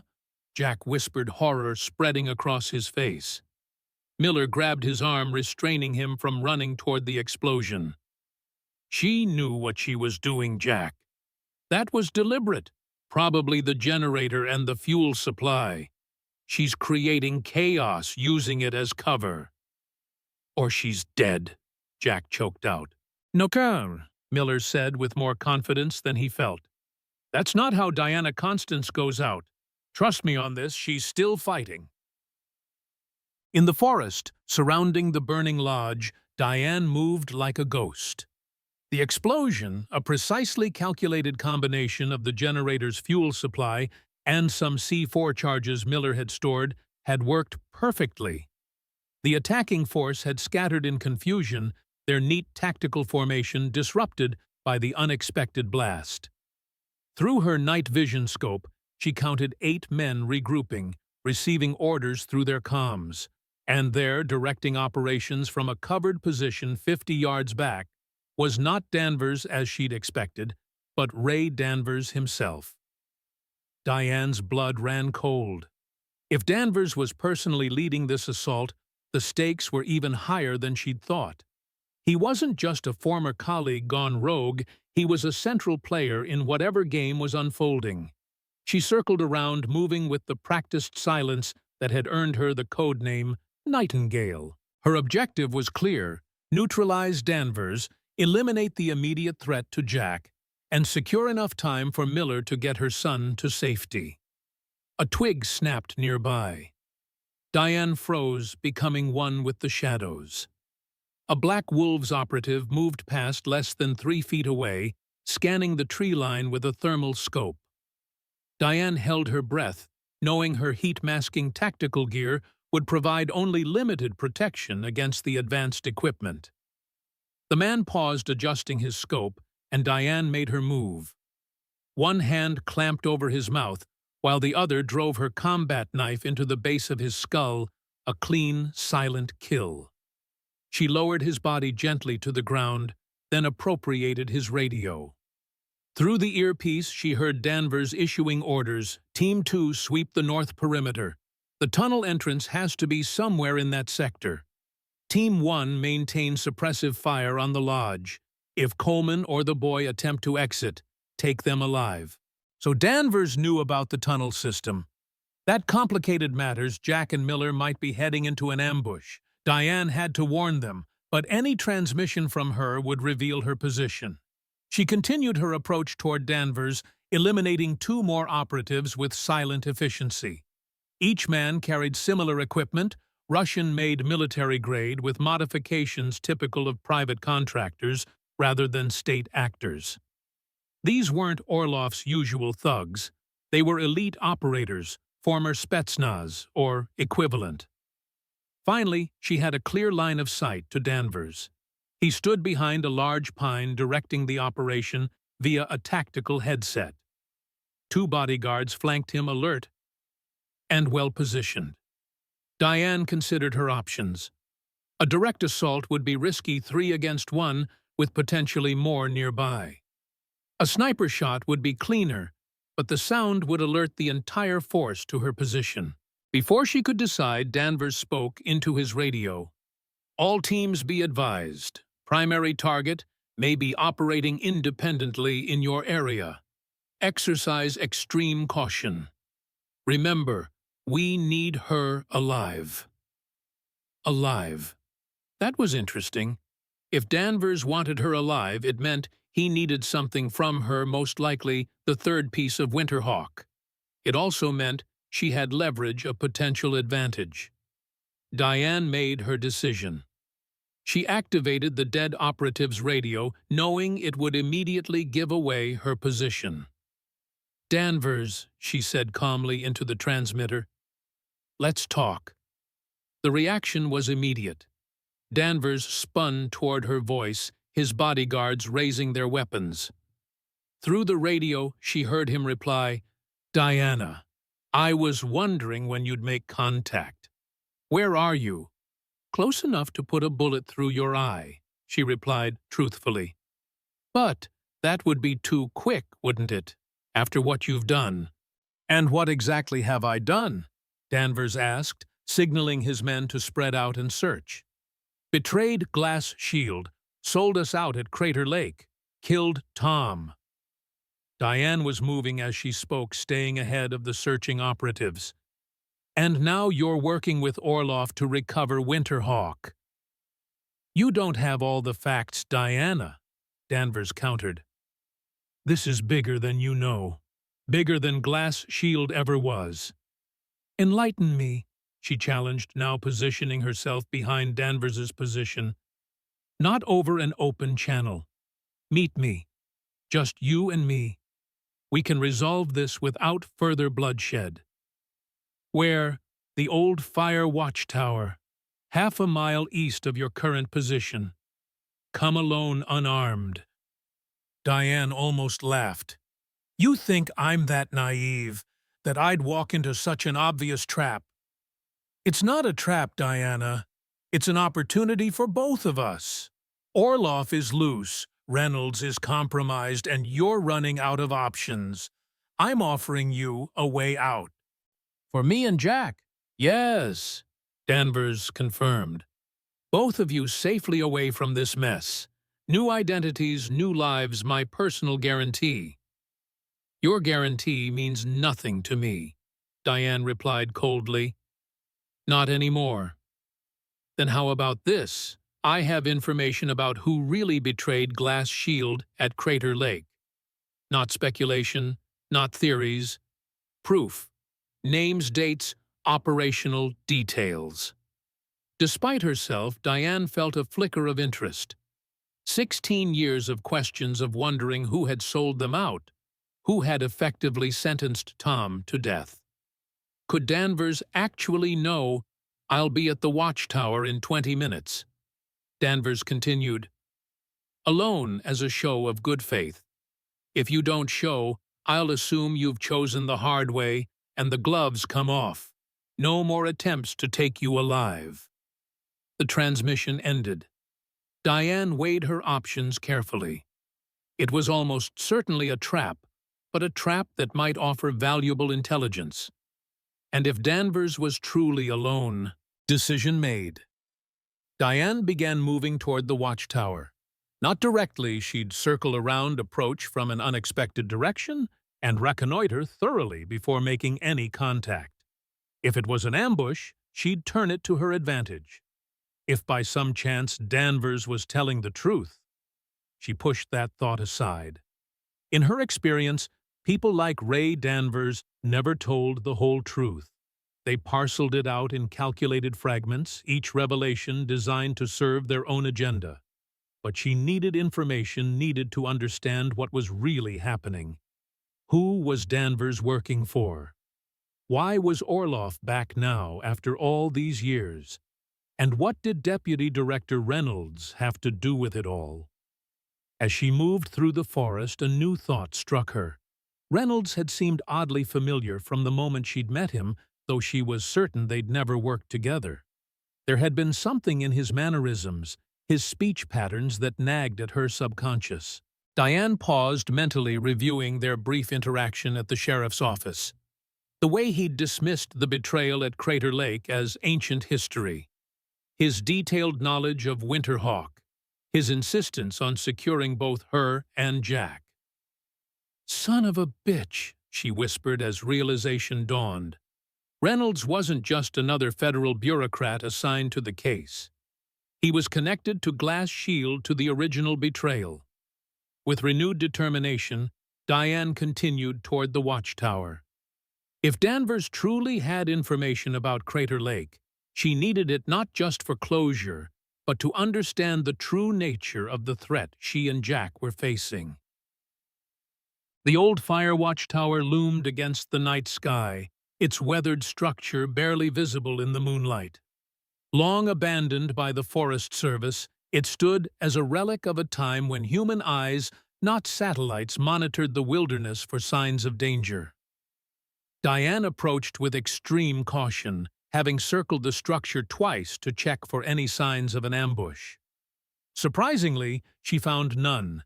No hidden operatives, no surveillance equipment, no tripwires or booby traps.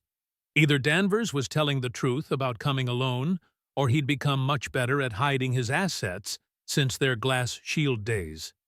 She scaled the tower slowly, testing each rung of the metal ladder before committing her weight. At the top, the observation cabin was dark and silent. Diane paused just below the trapdoor entrance, listening intently. A single set of breathing calm measured. One person sitting still. Using the muzzle of her pistol, she pushed the trapdoor open and quickly moved through the opening weapon, trained on the shadowy figure seated at the far side of the cabin. "Hello, Diana," Danvers said quietly, making no move to stand. "Thank you for coming." "Don't thank me yet," she replied, keeping him in her sights as she swept the cabin for threats. "This conversation might not end the way you hope." "You haven't changed," he observed with what sounded like genuine admiration. "Still cautious, still thorough. Those qualities kept you alive all these years." "What do you want, Ray? Why this private meeting?" Danvers gestured to a chair opposite him. "Please sit. What I have to tell you will take some time." "I'll stand, thanks." He shrugged. "As you wish." From a pocket, he withdrew a small flash drive. "This contains everything I promised, the full story of what happened at Crater Lake. Names, dates, operational details, internal communications.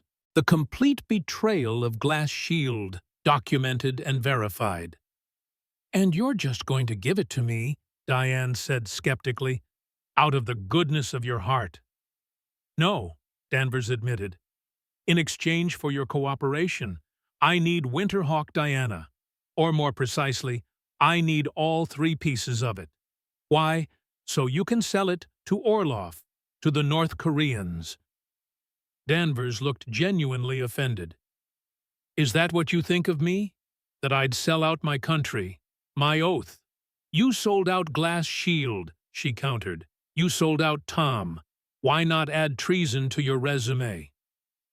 "I never betrayed Glass Shield," Danvers said emphatically. "I've been protecting what's left of it, including you, for 16 years. Diane's finger tightened imperceptibly on the trigger. "Explain." Danvers took a deep breath. After Crater Lake, certain elements within the intelligence community became concerned about Winterhawk, not just its potential as a weapon, but as a symbol of a new kind of warfare, digital, untraceable, potentially apocalyptic. A decision was made at the highest levels to track the technology, monitor its development, and, if necessary, control its deployment. By whom? The CIA, NSA. Higher, Danvers said significantly. A joint oversight committee with representatives from multiple agencies reporting directly to the National Security Council. Operation Oversight, they called it. A compartmentalized unit tasked with monitoring and controlling sensitive intelligence assets that might threaten national security. And you were part of this committee. Field operative assigned to track former Glass Shield members and identify potential security risks. Danvers met her gaze directly. You were at the top of the list, Diana. You had the expertise, the motivation, and most importantly, you had Winterhawk, or at least part of it. So you've been watching me for 16 years, Diane concluded, a chill running through her at the implication. All this time thinking I was hidden. You were good, Danvers acknowledged. Very good. We lost you completely for the first 5 years. Then there was a sighting in Idaho. Nothing concrete, just a facial recognition hit from a traffic camera. After that, small traces, a pattern of movements, a preference for certain types of locations, specific security measures at your residences. Until Redwood Creek, Diane said bitterly. Where I stayed too long, got too comfortable. It was the photograph behind the bar, Danvers confirmed. Amateur mistake, keeping a piece of your past in plain sight. Diane felt a surge of self-recrimination. The photograph had been a connection to Tom, to the life they'd shared before everything went wrong. A sentimental indulgence that had ultimately compromised her security. And Orloff. Where does he fit into this elaborate story of yours? Victor Orloff was presumed dead after the Soviet collapse, Danvers explained. When he resurfaced in Dubai 5 years ago, it presented an opportunity. He had connections to remnants of the old KGB, access to black market technologies from the former Soviet Union. I was tasked with infiltrating his network, gaining his trust. By helping him find me, Diane concluded coldly. By controlling the flow of information, Danvers corrected. Everything Orloff learned about your whereabouts came through me. I could accelerate or delay as needed depending on operational requirements. And what operational requirement led you to bring him to my doorstep to endanger my son? Danvers had the decency to look uncomfortable. North Korea. They've been developing their nuclear program for years, but their command and control systems remain vulnerable. Winterhawk would give them the ability to secure those systems against external interference or potentially access other nations' systems. So the exchange in Portland is real, Diane said, pieces falling into place. Orloff really is selling to the North Koreans.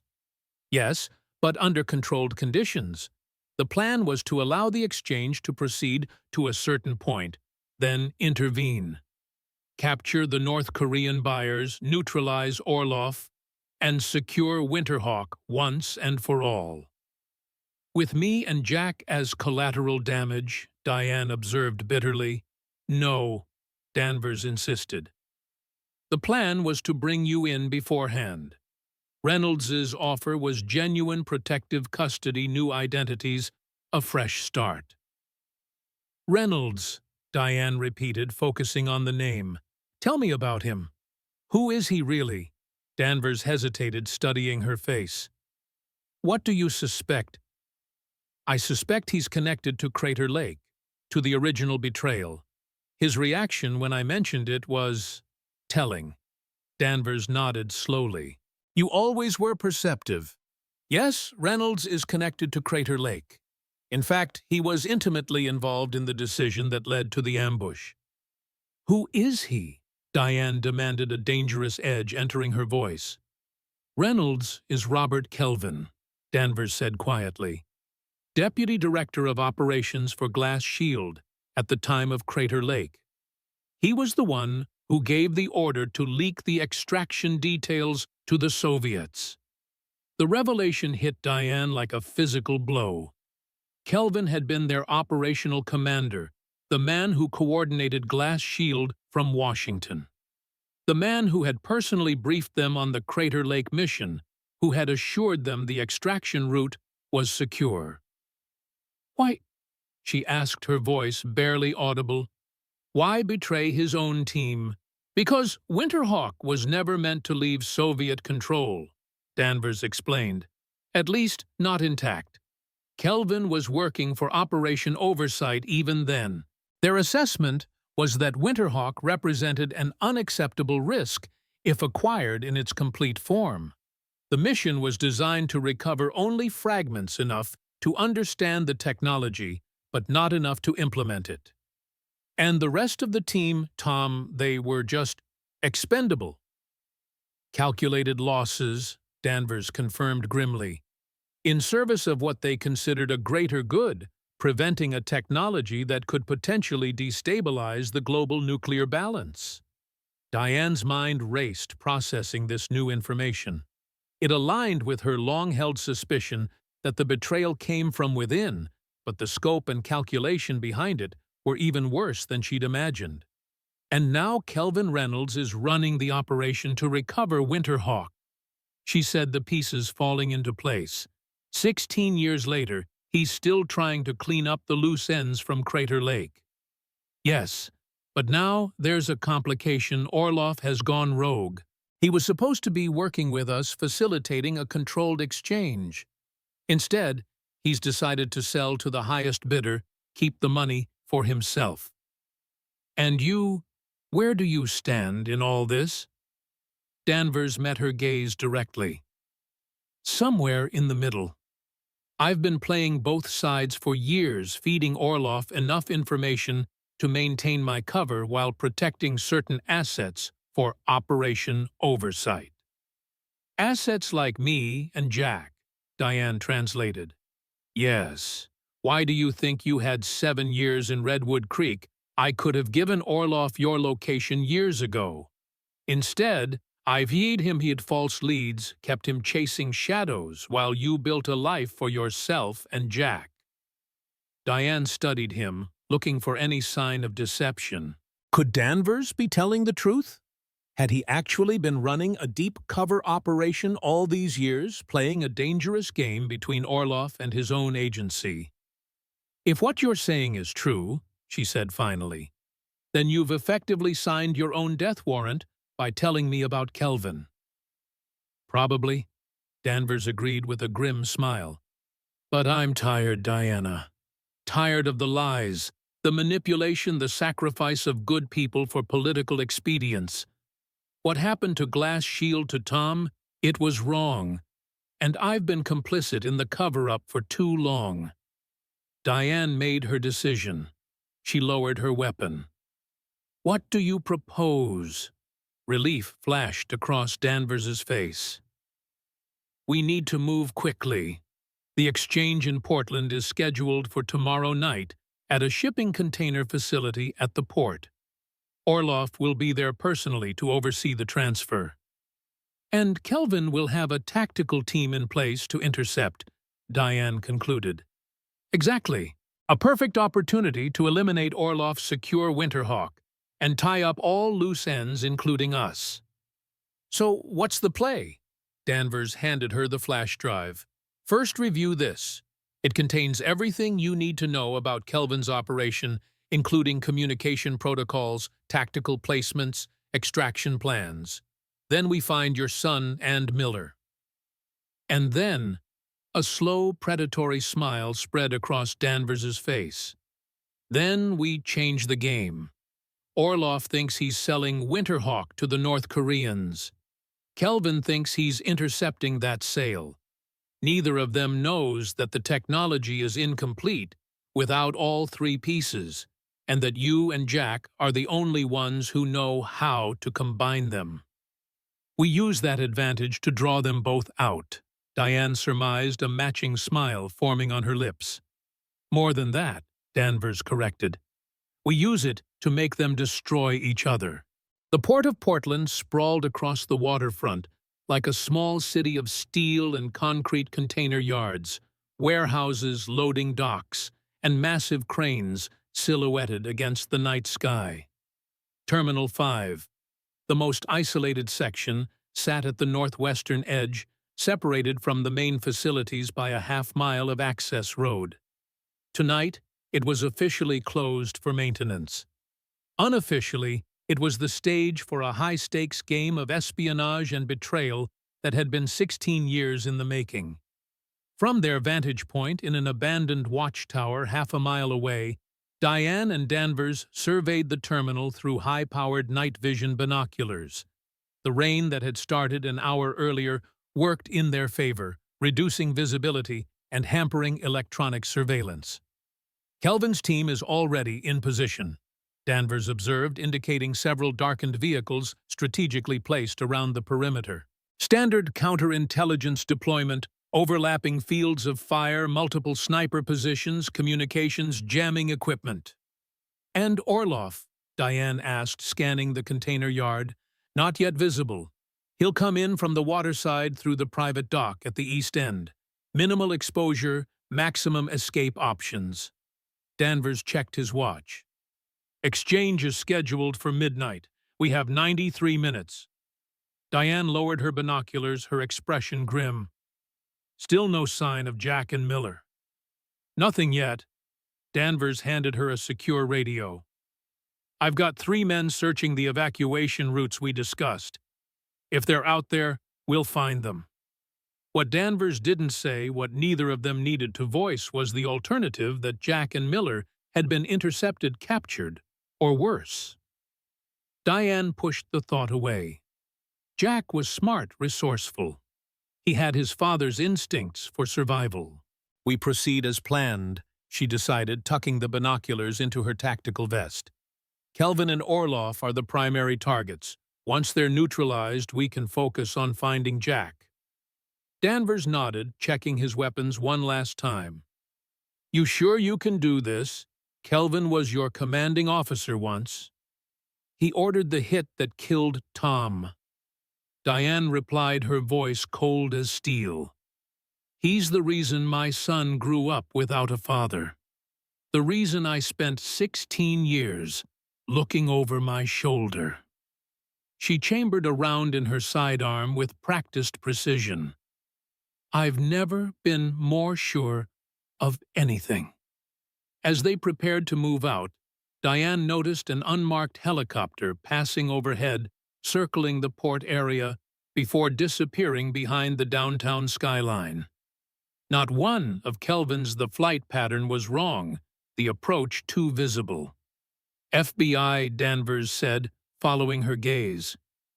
"They've been monitoring increased activity in the port for the past week." Diane raised an eyebrow. "And you know this, how—" A ghost of a smile crossed Danvers's face. "Let's just say I have sources outside the usual channels." Before she could press him further, his secure radio crackled with a brief transmission. "Package secured. Repeat, package secured." Diane's heart leapt. "Jack," Danvers nodded. "My team found them heading toward downtown. They're being moved to a safe location now." Relief washed through her, followed immediately by suspicion. "I want confirmation." His voice, his code phrase. "Diane?" His voice, Ray, or "I walk right now." Danvers sighed, but complied, speaking into the radio. Moments later, Jack's voice came through clear, despite the static. "Mom, I'm okay. Miller's with me. Winter Bear. Remember, that's the code." The knot in Diane's chest loosened. Winter Bear, the emergency code they'd established years ago, one that couldn't be coerced or faked. Jack was safe. "Stay put," she instructed. "We'll come for you when this is done." "Be careful, Mom," Jack replied, concern evident in his voice. "Kelvin isn't who you think he is." The transmission ended, leaving Diane with a chill that had nothing to do with the rain. What had Jack discovered about Kelvin? What had happened after they separated at the logging camp? Questions for later. Now they had a mission to complete. They descended from the watchtower, moving silently through the industrial landscape that surrounded the port.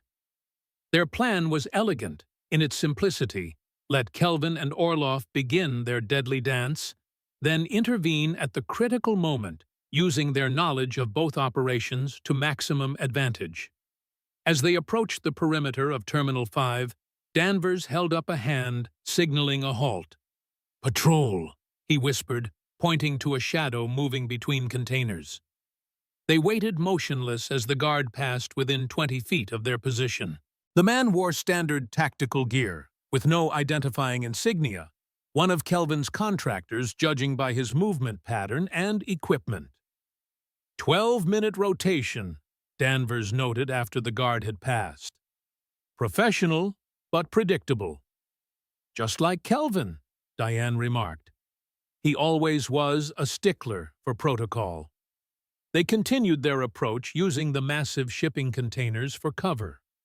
The terminal was a labyrinth of steel boxes stacked 3 and 4 high, creating canyons and corridors that could be either protective shelter or deadly trap, depending on who controlled the high ground.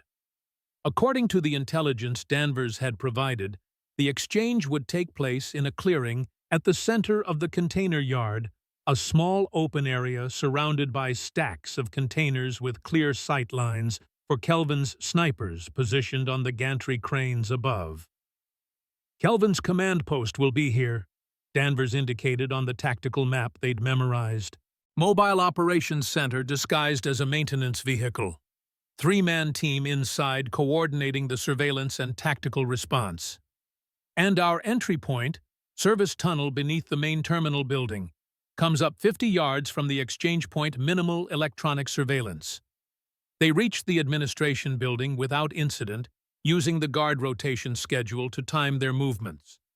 The service entrance was locked, but Danvers made short work of it with a specialized electronic bypass tool. "CIA issue?" Diane asked, recognizing the device. "Personal upgrade," Danvers replied with a hint of pride. "Some habits die hard." The service tunnel was narrow and damp, barely tall enough to stand upright. They moved by the light of small red LEDs, preserving their night vision while minimizing detectability. The air grew progressively damper as they approached the waterfront, carrying the pungent smell of the river and industrial chemicals. "Something's been bothering me," Diane said as they neared the exit point. "Why did Orloff attack the logging camp? If he was after Winterhawk, why not wait for the exchange in Portland?" Danvers hesitated before answering. "Orloff doesn't trust Kelvin. He wanted insurance, you or Jack, preferably both, to ensure he wasn't walking into a trap." "And was he walking into a trap?" "Of course," Danvers confirmed.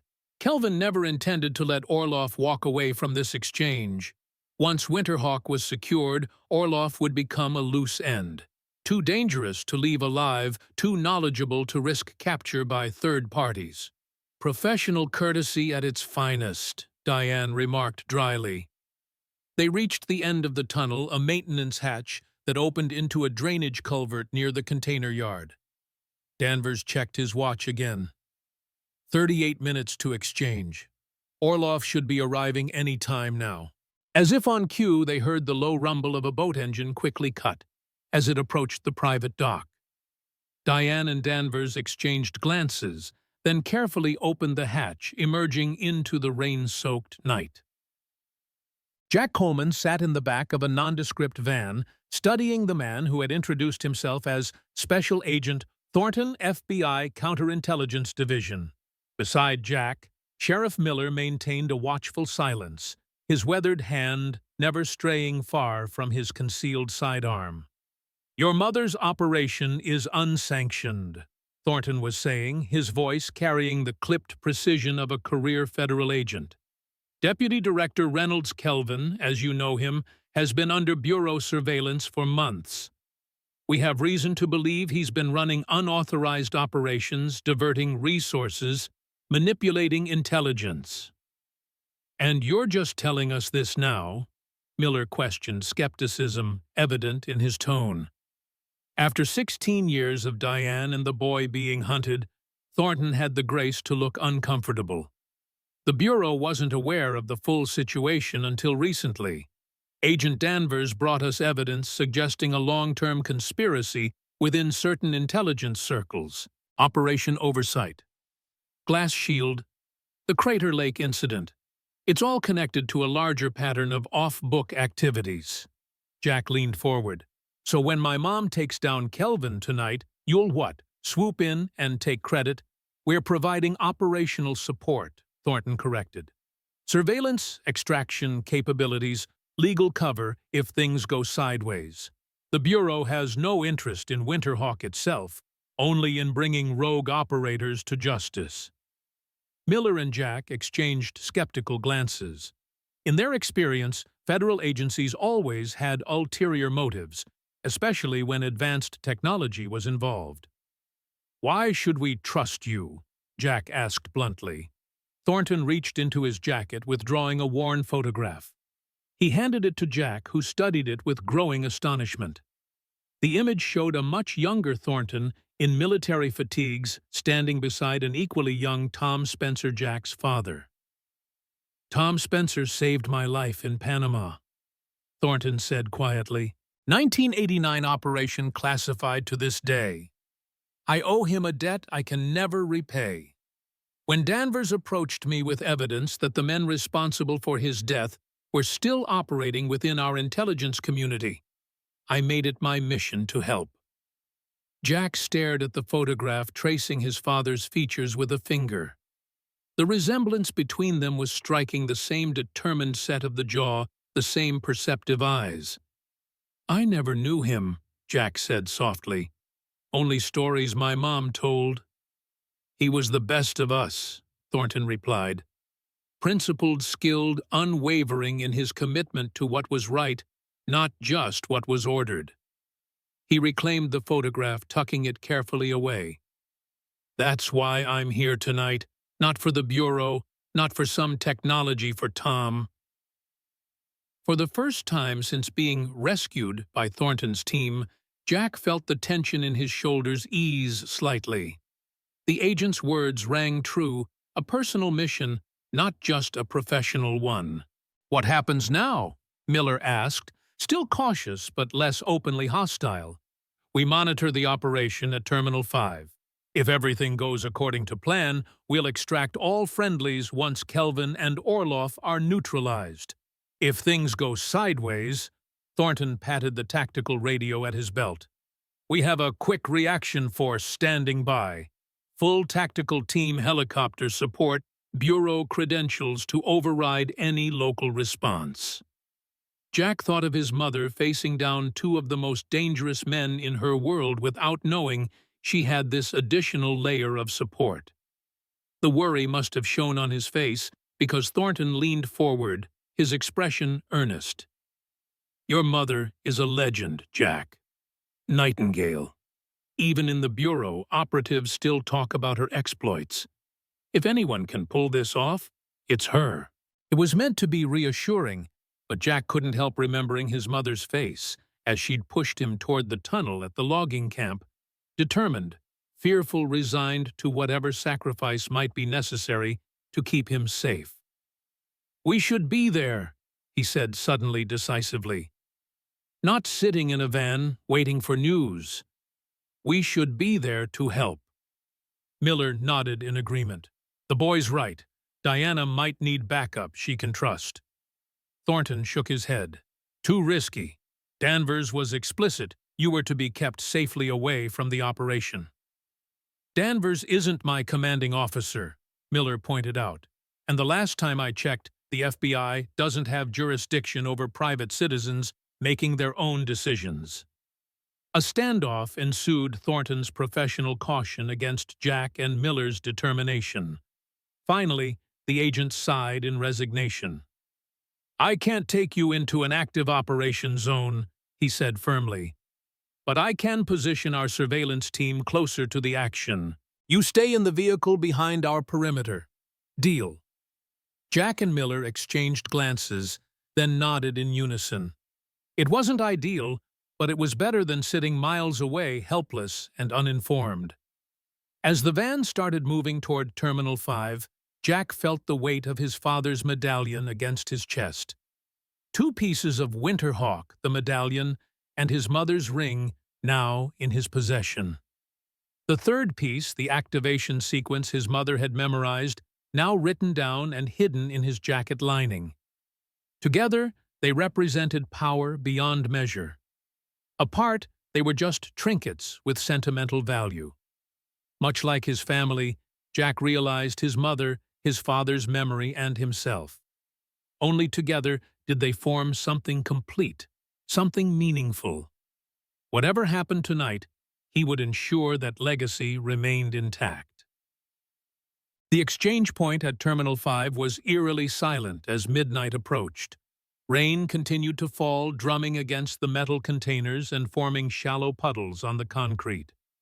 From their concealed position behind a stack of containers, Diane and Danvers watched as Kelvin's team made final preparations, communication checks, weapons, verification, position, confirmations. Orloff's boat had docked 15 minutes earlier, but his team remained aboard, likely conducting their own surveillance before committing to the exchange. It was textbook caution on both sides, neither willing to expose themselves fully until necessary. 3 minutes, Danvers whispered, checking his watch. Orloff's punctual, if nothing else. Diane nodded, her focus absolute as she scanned the area for any sign of a double cross. The plan was straightforward: allow the exchange to begin, then use the inevitable tension between Kelvin and Orloff to create an opening. When the shooting started, and it would start given the mutual distrust between the parties, she and Danvers would target the leadership, leaving the foot soldiers to fight among themselves. As predicted, at exactly midnight, Orloff emerged from his boat, flanked by 4 men in tactical gear. They moved with military precision toward the clearing, each man scanning different sectors, weapons held at the ready. Simultaneously, Kelvin exited his command vehicle, a modified maintenance truck parked at the edge of the clearing. 2 bodyguards accompanied him while his tactical team maintained their positions around the perimeter. The 2 men approached each other, stopping at a predetermined distance that kept both within speaking range but beyond easy striking distance. Even from her position, Diane could read the body language: rigid, hostile, wary. "Kelvin," Orloff greeted, his accented voice carrying clearly in the night air. "It's been a long time." "Not long enough, Victor," Kelvin replied coldly. "Do you have the merchandise?" Orloff smiled thinly. "Of course." "Do you have the payment?" Kelvin gestured, and one of his men approached with a metal briefcase. 15 million, as agreed, in untraceable cryptocurrency keys. "A modern man," Orloff observed with mock approval. "I remember when such transactions required physical currency. So much heavier to carry." The banter was professional courtesy, a thin veneer over mutual hatred. Diane had seen it countless times during her operative years, enemies forced to do business, each looking for the moment to betray the other. "The merchandise," Kelvin pressed his patience, visibly wearing thin. Orloff signaled to one of his men, who produced a small case similar to the one Kelvin's team had brought. "Winterhawk, or rather 2/3 of it, the server data and what we believe is the hardware component." Kelvin's posture stiffened almost imperceptibly. 2/3. Did I neglect to mention that detail? Orloff's smile was predatory now. "The activation sequence remains elusive, but I'm sure a man of your resources can solve that final puzzle." "This wasn't our agreement, Victor." "Agreements change," Orloff replied smoothly. "Much like loyalties, wouldn't you say? After all, you didn't specify complete functionality in our initial negotiations." Diane could see the calculation in Kelvin's expression, the rapid assessment of options. He'd come expecting the complete Winterhawk system, not a partial solution that would require additional work and risk to implement. "You're playing a dangerous game," Kelvin warned. "Life is a dangerous game, my friend. One you've played quite successfully for many years." Orlov gestured to the briefcase his man held. "The merchandise as promised. 2/3 of the most advanced weapons control system ever developed. Worth every penny of your 15 million. The tension between the two men was palpable, a coiled spring ready to release. Diane shifted slightly, positioning herself for quick action when the inevitable break occurred. "You know I can't accept an incomplete system," Kelvin said finally. Orlov shrugged, unconcerned. "Then our business is concluded. A pity. Perhaps the North Koreans will be more understanding of the value proposition." It was a calculated provocation, and it hit its mark. Kelvin's expression hardened, his hand drifting subtly toward his concealed weapon. "There will be no sale to North Korea or anyone else," he stated flatly. "Winterhawk is U.S. property developed with U.S. resources intended for U.S. deployment. And yet, here you are buying it like common contraband," Orlov observed with mock surprise. "How patriotic." Diane recognized the moment the last exchange before violence erupted. She tensed, ready to move. "Hand over the case, Victor," Kelvin demanded. "This isn't a negotiation anymore." Orlov's smile vanished, replaced by cold determination. It never was. In one fluid motion, he drew his sidearm, but not toward Kelvin. Instead, he aimed at the containers stacked to his right and fired 3 precise shots. The explosion that followed was immediate and devastating, one of Orlov's pre-positioned charges detonating with terrifying force. Containers flew like toys, flames erupted skyward, and the concussive force knocked several of Kelvin's men off their feet. Chaos erupted in the clearing. Kelvin's team opened fire, their training overcoming momentary shock. Orlov's men returned fire while retreating toward their boat, using the confusion of the explosion as cover. "Now!" Danvers shouted, breaking from cover and moving toward Kelvin's position. Diane followed her focus, narrowing to the mission parameters. "Target Kelvin. Secure or destroy Winterhawk. Extract safely." Everything else was background noise. Through the smoke and flames, she tracked Kelvin as he retreated toward his command vehicle, bodyguards providing covering fire. She circled wide, using the burning containers as concealment, closing the distance methodically. Gunfire erupted to her left, Danvers engaging Orlov's men as they attempted to reach their boat. The tactical situation was deteriorating rapidly, multiple parties now in open conflict with unclear lines of engagement. Diane reached the command vehicle just as Kelvin was entering, one bodyguard already inside the other, providing rear security. She took out the exposed guard with 2 precise shots, then rolled beneath the vehicle as return fire peppered the ground where she'd been standing. From her position, she could see Kelvin's feet inside the vehicle, hear his urgent orders to the driver. The engine started with a roar, and Diane made her decision. She planted a small, shaped charge on the undercarriage, not enough to destroy the vehicle, but sufficient to disable it, then rolled clear, detonating it remotely as she took cover behind a concrete barrier. The explosion was localized but effective. The command vehicle lurched, then settled on blown-out tires, engine dying with a mechanical groan. Diane approached cautiously, weapon-raised senses, hyper-alert for any threat. Inside, the driver was slumped over the wheel, either dead or unconscious from the blast. Kelvin was still moving, though extracting himself from the passenger seat with a soldier's determination despite a bleeding wound on his forehead. "Robert Kelvin," Diane called, keeping her distance. "Or should I say, Deputy Director Reynolds, don't move." Kelvin froze, then slowly raised his hands, turning to face her. Despite his predicament, he maintained the bearing of command. "Major Constance," he acknowledged. Still cleaning up Glass Shield's messes, I see. The only mess was the one you created, Diane replied coldly. Crater Lake, the ambush, Tom's death. All of it traces back to you. A thin smile crossed Kelvin's face. Is that what Danvers told you? How convenient for him. I've seen the evidence, Diane countered, though doubt flickered briefly. What if Danvers had manipulated the intelligence, created a narrative that served his own purposes? Evidence can be manufactured, Kelvin said, as if reading her thoughts. Especially by someone with 16 years to perfect the story. Before Diane could respond, gunfire erupted nearby, closer than the general battle specific to their position.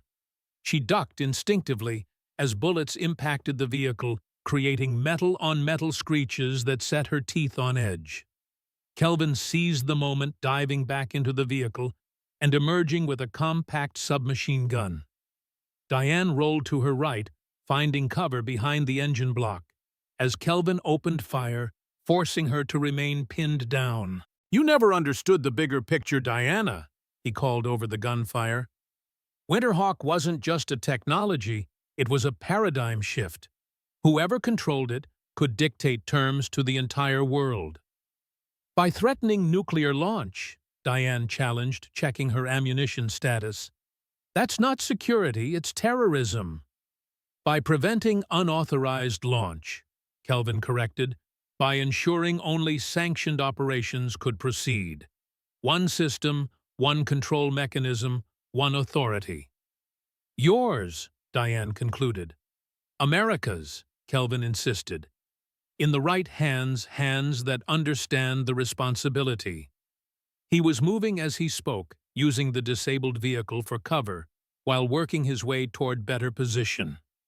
Diane tracked his movement by sound, calculating her own counter-move. "And Tom," she demanded, keeping him talking while she repositioned. Was his death for America too? A pause in the gunfire. Spencer was a casualty of necessity. Kelvin said, his voice cooler now. He discovered anomalies in the Winterhawk code back doors we'd installed to ensure control remained with the proper authorities. He was going to expose the entire operation. The admission hit Diane like a physical blow. Tom hadn't died in a random ambush, he'd been specifically targeted because he'd discovered the truth about Winterhawk. "You son of a bitch," she whispered, rage burning through her veins. "You had him killed." "I had him neutralized," Kelvin corrected dispassionately. "The same way I'll neutralize you if necessary. Nothing personal, Diana. Just the mission." Diane's training warred with her fury. The professional operative in her calculated angles, timing tactical advantage. The widow, the mother of Tom's son, wanted nothing more than to put a bullet through Kelvin's skull. Before she could act on either impulse, a new voice entered the equation. "That's far enough, Kelvin." Ray Danvers emerged from the smoke weapon trained on Kelvin's position. His tactical vest showed signs of recent combat blood spatter burn marks from near misses, but his aim was steady. "Danvers," Kelvin acknowledged his tone, suggesting he'd expected this development. "Still playing both sides against the middle." "No more sides," Danvers replied evenly. "Just the truth. Drop the weapon." Kelvin seemed to consider his options, calculating odds with the cold precision that had made him a legendary intelligence officer. Finally, he lowered his weapon, placing it carefully on the ground. "You've doomed yourself, you know," he told Danvers conversationally. "Even if you kill me, there are contingencies. People who will ensure Operation Oversight continues." "I'm counting on it," Danvers replied cryptically. "Diana, secure him." Diane emerged from cover, keeping her weapon trained on Kelvin as she approached. The man who had ordered Tom's death, who had sent her into 16 years of running and hiding, who had threatened her son, finally within her grasp.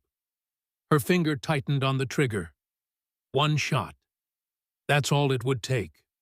One shot to end it, to avenge Tom, to ensure Jack's safety once and for all. But that wasn't justice. That was execution. And Diana Constance, despite everything she'd done, everything she'd been through, was not an executioner. She secured Kelvin's hands with zip ties, methodically checking him for additional weapons or communication devices. Throughout the process, he maintained his composure, watching her with the calculating gaze of a chess master considering his endgame. "You've got me," he acknowledged. "But not Winterhawk. Orloff escaped with 2/3 of the system." "Did he?" Danvers asked, a hint of satisfaction in his voice. "Check his right jacket pocket, Diana." She did as instructed, finding a small device similar to the one she'd seen Orloff carrying earlier. "Winterhawk?" she questioned, examining it carefully. "A convincing replica," Danvers explained. "Orloff never had the real components. What he tried to sell Kelvin was an elaborate fake, just enough to pass initial inspection." Understanding dawned on Kelvin's face, followed by cold fury. "You played us both." "For 16 years, Danvers confirmed. "Ever since Crater Lake, when I realized what Operation Oversight had become, not guardians of national security but architects of their own power structure." Diane studied Danvers with new eyes. The man she'd believed betrayed Glass Shield had been running a deeper game all along, a one-man operation to bring down the conspiracy from within. "What about Orloff?" she asked the tactical operator in her, needing to account for all threats. "Contained," Danvers replied. "That's what I was handling while you dealt with Kelvin. His boat won't be leaving the dock." As if to confirm his words, a series of sharp cracks echoed from the direction of the private dock gunfire, but controlled professional. Not the chaotic exchange of a firefight, but the precise application of force. "FBI Counterintelligence Division," Danvers explained, noting Diane's questioning look. "They've been monitoring this operation from the beginning, waiting for the right moment to move." "You brought in the FBI?" Diane was incredulous. "After everything we've been through with federal agencies, not all of them are compromised," Danvers countered. "Just like not all of us from Glass Shield were betrayed." The sound of helicopter rotors grew louder overhead, searchlights cutting through the smoke and rain as federal agents began securing the scene. In the distance, sirens wailed local law enforcement, responding to the explosions and gunfire. "What happens now?" Diane asked, suddenly weary beyond measure. The adrenaline was fading, leaving behind the aches and pains of combat, the emotional toll of confronting the man responsible for destroying her life. "Now we finish this," Danvers said simply. "Kelvin faces justice for Crater Lake and everything that followed. Operation Oversight is exposed and dismantled, and you and Jack get to start over for real this time. And Winterhawk," Danvers's expression turned solemn. "That depends on you, Diana. You have all 3 pieces now, the server data, the hardware component in Jack's medallion, and the activation sequence. What happens to it is your call." The weight of the decision pressed down on her. Winterhawk represented power beyond measure, the ability to control, or at least influence, nuclear weapons systems worldwide. In the right hands, it could prevent catastrophe. In the wrong hands, it could cause one. But who decided which hands were right? Before she could respond, a commotion erupted at the perimeter of the secured area. FBI agents were escorting someone through no 2 people. Even through the rain and smoke, Diane recognized them immediately. "Jack!" she called, relief and alarm warring in her voice. "What are you doing here?" Her son broke away from his escort, running toward her with Miller close behind.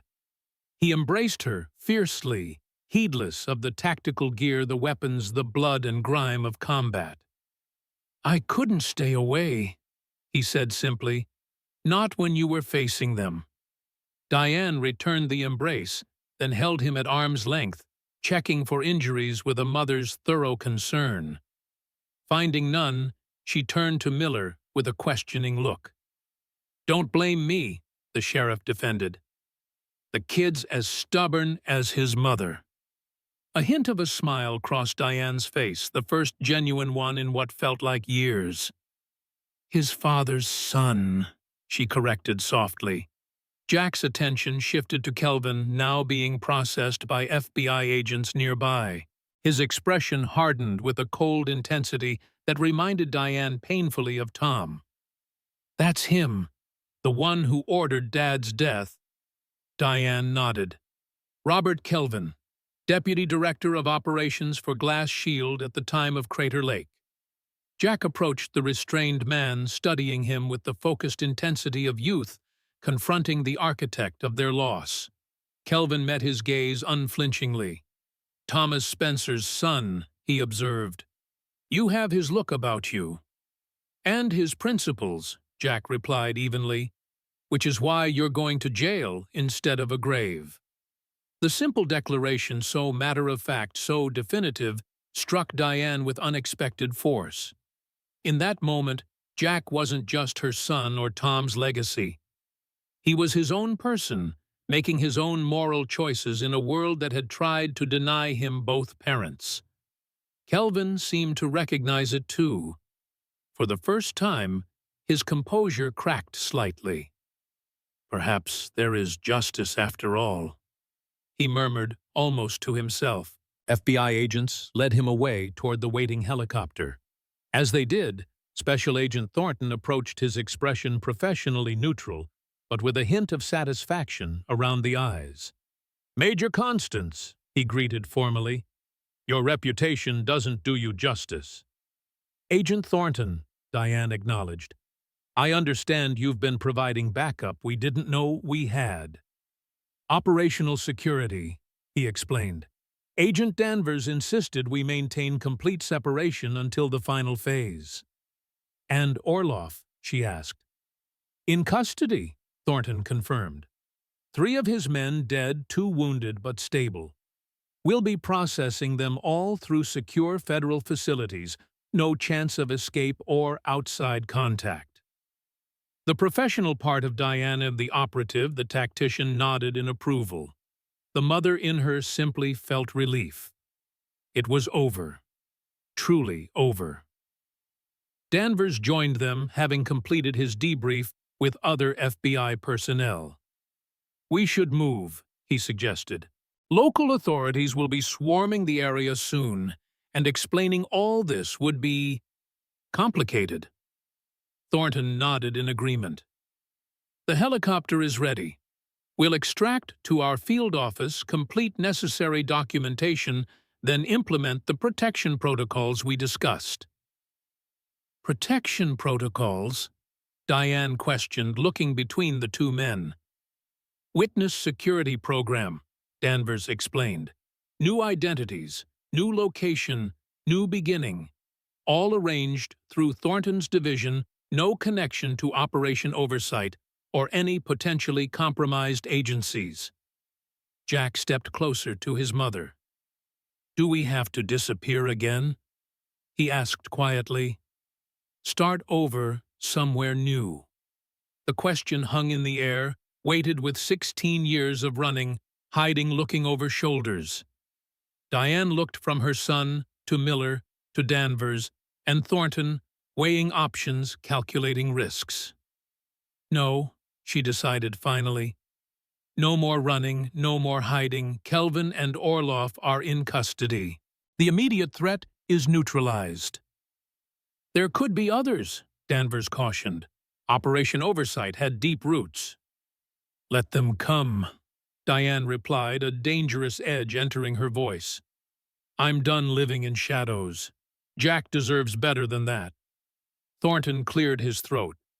If I may suggest a compromise, the Bureau can provide security and monitoring without full witness protection protocols.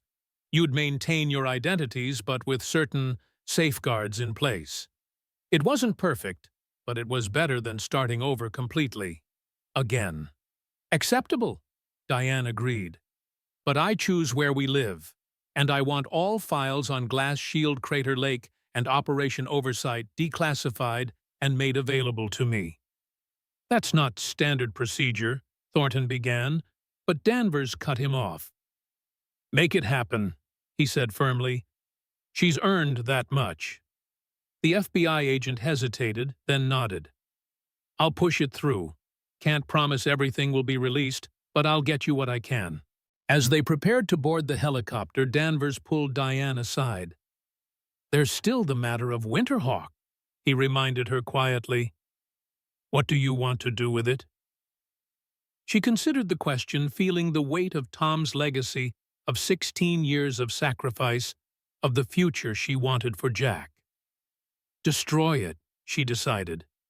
All three components, permanently. No backups, no copies, no recreation.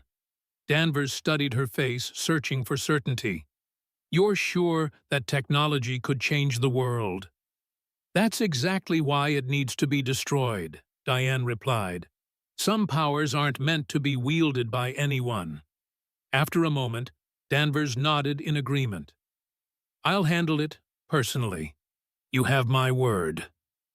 As they boarded the helicopter, Jack moved to sit beside his mother, the physical closeness a comfort after the night's dangers. Miller settled across from them, his weathered face reflecting both exhaustion and relief. What now? Jack asked, as the helicopter lifted off, carrying them away from the burning container yard, away from 16 years of fear and hiding. Diane looked at her son, this remarkable young man who had grown up under impossible circumstances, yet emerged strong, principled whole. Tom would have been so proud. Now we live, she said simply. Not just survive. Whatever that means, we figure it out together. Jack nodded, satisfaction evident in his expression. I'd like that. As the helicopter banked toward the lights of downtown Portland, Diane felt something she hadn't experienced in 16 years. A sense of possibility of future unbound by the constraints of necessary deception and constant vigilance. The rain was easing now, the clouds beginning to break, revealing patches of star-filled sky above the city. Dawn was still hours away, but for the first time since Crater Lake, since Tom's death, since she'd gone on the run with an infant Jack, and the weight of Winterhawk's secret, Diane Coleman felt the promise of a new day approaching. Not an easy day. There would be debriefings, arrangements, adjustments to make. The transition from fugitive to free woman wouldn't happen overnight. But the path forward was clear now, unobstructed by the shadows of the past. She glanced at Jack, finding him watching the receding lights of the port, his expression thoughtful. In profile, the resemblance to Tom was striking, the same determined set of the jaw, the same quiet intensity. Your father would be proud of you, she said softly. So proud.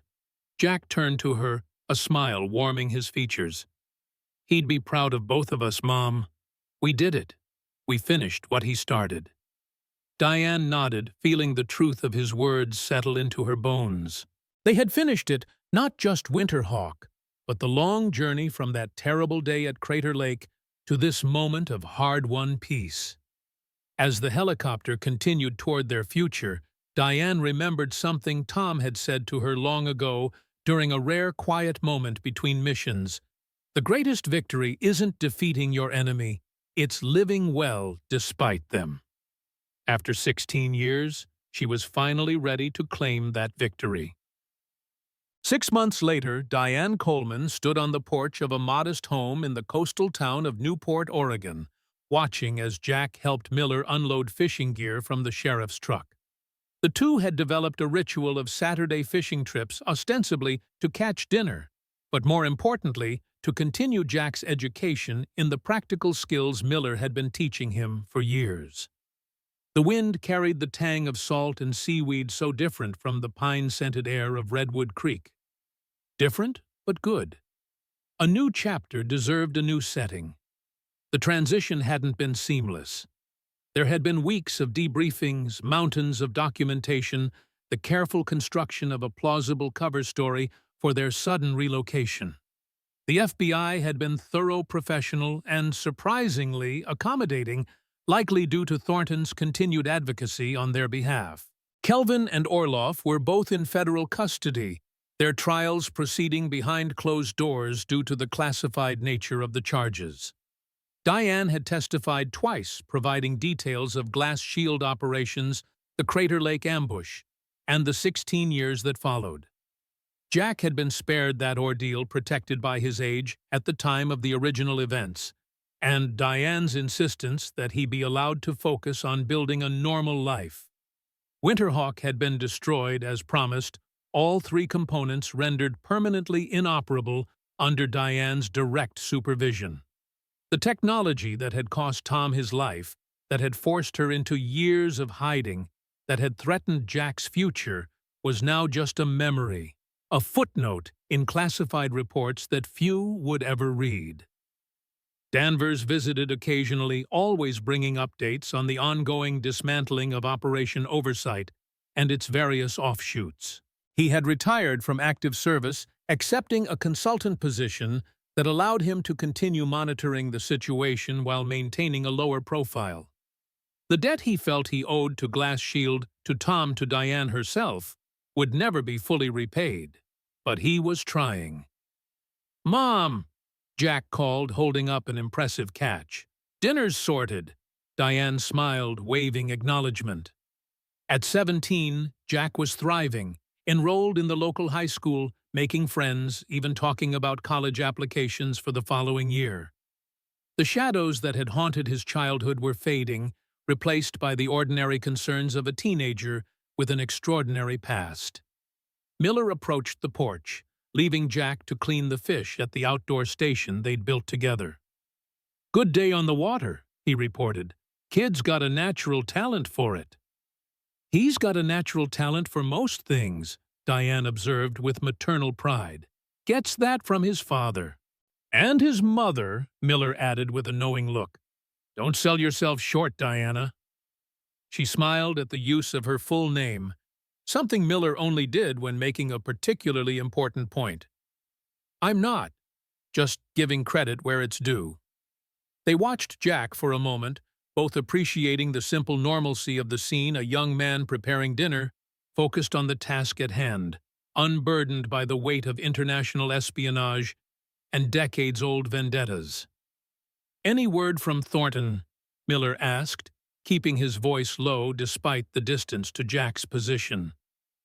"Weekly check-in yesterday," Diane confirmed. "No unusual activity, no suspicious patterns. We're still in the clear." "Good," Miller nodded in satisfaction, "though I suspect anyone foolish enough to come after you would regret it rather quickly." A ghost of Nightingale's smile crossed Diane's face. They might at that. The skills that had kept her alive as an operative, that had protected Jack during their years on the run, hadn't diminished. They'd simply been redirected, channeled into creating and maintaining this new life, this hard-won peace. The warrior hadn't disappeared. She'd simply found a different battle to fight. "Dinner in 30, Jack called from his cleaning station. "Hope you're hungry." "Starving," Diane called back, meaning it. These days her appetite had returned not just for food, but for life itself, for simple pleasures, everyday joys, the comfort of routine, unmarked by fear. As the sun began its descent toward the Pacific, painting the sky in shades of gold and crimson, Diane thought of Tom. Not with the sharp pain that had accompanied his memory for so many years, but with a gentle warmth, a profound gratitude for the brief time they'd shared and the remarkable son who carried his legacy forward. "We did it, Tom," she whispered to the setting sun. "We protected him. We protected Winterhawk. We finished the mission." And somewhere she liked to think Tom Spencer was smiling in approval.